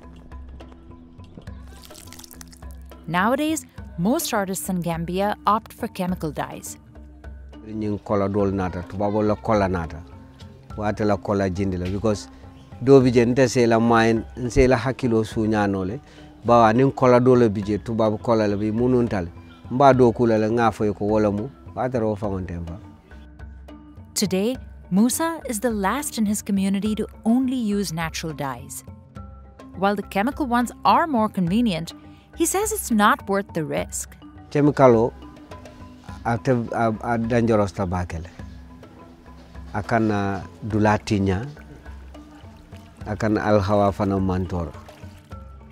He recognizes how special his work is every time he cuts a thread and reveals his newest creations. Every piece is unique. Are you happy with this one? Yes, I'm happy. Nka fengo tale ngata ngadara. I ke fenti mi alonoko. I can't tell from content the phone. Ngana alonoko modo fanamba contanara. Katuko ika fenne dada mi alonko ya diamari la me abuloko. As a final touch, he irons the fabric by beating it with 2 wooden clubs. Then it's ready to sell. Like many artisans in Gambia today, Musa sells mostly to tourists. He works with a nonprofit that helps sell his fabrics online to international customers too. But the last 2 decades have been bad for business. In 2014, the Ebola virus epidemic stopped tourism throughout West Africa for nearly 3 years. And when COVID-19 hit in 2020, Musa said he had no sales for months. He was forced to find odd jobs, like installing satellite dishes, and at one point, he feared business would never recover. But in 2021, an unexpected order changed everything for him. Kabiringa big order soto kabonyi filmmaker ya mimketa women kindi. Musa made more than 200 tie-dye and batik fabrics for the Hollywood blockbuster, and his work was seen by millions around the world. Musa believes this was his sign to keep going and make sure the craft stays alive. Now, he's focused on teaching traditional tie-dye and batik to others. He trains dozens of people in his district so they can make careers out of it. Ni moja bimbe sira mantara fenna lungola bavola nso nyina. Ni amako ifenna mi alonka bava support la wala. Prase fenso do soma anala dimbali. Tie-dye has helped Musa sustain his family for 35 years. And with his children eager to follow in his footsteps, he thinks the future of the craft is promising. Rekomendata sini kajata ngafo sa indolu jamal bela sa konna sukudu no. Ulbe kabulan no kana nembe doko kekando be kana. Mun fama ta fa ko do. An telebina ta la ka continue. The Inga Glass Company in Germany is one of the oldest in the world, still making Christmas ornaments the traditional way. Blowing glass and painting them by hand. Every single creation is coated from the inside first with real silver. We're 15 generations of glassmaking. There were once over 1,500 manufacturers in this part of Eastern Germany, making it the glass ornament capital of the world. Even Queen Victoria was a client. But today, many Christmas decorations are made of plastic, and 87% are mass-produced in China. Germany makes less than 1%. So how did this family business with a secret sparkle manage to survive, while hundreds went out of business? We went to Germany to see how this iconic craft is still standing. Every new Christmas ornament starts life as a drawing. A design like this can take up to 6 hours. Chris Henkel then spends a week bringing it to life in the form of a clay figure. And he's the only one at the company doing this job. Diese ganzen Werkzeuge, die ich benutze, aber allem voran, was das A und das O ist, sind einfach meine Hände. In jeder Figur steckt auch ein kleines bisschen was von mir. This method of blow molding ornaments hasn't changed for nearly 200 years. Matthias Wiebich first heats a glass tube to 800 degrees Celsius. He then places it in a mold and starts blowing. He has only seconds to work before it cools down and hardens. Reinblasen, weil das Fenster ist ganz kurz. Too much air can make the glass thin and fragile. Too little will make it thick and it won't fill up the mould. Some shapes, like the classic bauble, don't need a mould. Nowadays, Matthias can make around 450 ornaments a day. Hat auch sehr weh getan, aber man lernt daraus. Man achtet dann auch besser drauf. Matthias says learning new shapes can still be a challenge. Jahr für Jahr kommen neue Ornamente mit dazu und es ist immer eine Herausforderung, das dann so zu meistern. The glass ornaments are now ready to take on the colours of Christmas. Workers start by coating the inside with a solution of silver nitrate. They swirl the liquid around to make sure it's evenly coated. Then dip it in hot water which will trigger a chemical reaction that makes the silver stick to the glass. This inner coating is what gives the ornaments their silver mirror effect. They are washed with cold water and left to dry for 1 hour. Then it's time to add colour to the outside. The glass creations are transformed into Inga Glass's classic red bauble and into these mini pickles and yellow lemons. The coat is thin enough to allow the mirroring from the silver to still shine through. Also wenn ich das jetzt getaucht habe und ich schiebe das durch die Bahn durch, dort kommt warme Luft raus und dadurch trocknet das. Und das dauert ungefähr 5-6 Minuten. The warm air actually comes straight from gas burners used by the glassblowers. Inga Glass makes 1.5 million ornaments every year. Some decorations get a layer of spray paint, and they have over 100 colours to choose from. The most popular are red, gold and silver. Once they're dry, it's time for the next paint layer. Stephanie Greiner-Boom is one of the 15 full-time painters. She's been working here for 20 years and can paint as many as 110 ornaments in a day. Kommt mir vor wie selber Märchen, zum Beispiel. Sehr schön. Wie als Prinzessin oder, ja. Most of the ornaments here are painted by hand. They are left to dry for 20 minutes. And this is the final touch, a star-shaped crown. Also das Sternkrönchen ist unser Markenzeichen, ist seit 1986 geschützt. Steffi Schneider checks every piece one last time to make sure it's ready for shipping. Some decorations get a final flourish, like feathers.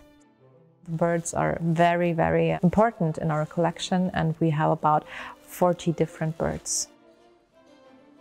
Inga Glass has been making birds like this since the factory opened. At the time, each glass factory in town had its own signature ornament. The company sells around 900 different Christmas decorations, but it has an archive of 15,000 to fall back on. Most of them are stored in this vault, and the collection keeps growing. Every year we have about 100 new molds. Marie Moulin-Rouge is the 15th generation of her family to work in the glassmaking business. Growing up in a company and a family of glassblowers was very colorful. I did more drawing on glass bowls than on paper. In 1597, one of their ancestors helped found the town of Lauscha, which became known for its glasswork. Back then, people across Germany decorated Christmas trees with apples, nuts, and candles. The first glass ornaments were made in 1847 by an artisan in Lauscha. At the time, Europe was going through a devastating food crisis. Food was expensive, so what he did was he just built it out of glass. In 1848, Queen Victoria brought a Christmas tree to Windsor Castle and adorned it with ornaments from Lauscha, and the trend grew. By 1925, glass ornaments became the town's biggest industry, with over 1,500 businesses. But everything came to a halt after World War II. The Soviet authorities who took control of what would become East Germany put a stop to all glass ornament production, and Lauscha found itself on the wrong side of the border. Many glassmakers, including Marie's paternal grandfather, fled to the west. They started with glass blowing in their own house in the basement. He opened Inga Glass with his wife in 1953 in Neustadt bei Coburg. When my grandfather Heinz Müller-Blich came to West Germany here in Neustadt, he wasn't able to bring that much things with him, actually nothing. Meanwhile, production flourished abroad. In the United States, the glass ribbon machine allowed a factory to blow up to 300,000 glass ornaments a day. And in the 1950s, more durable plastic ornaments began to replace glass ones.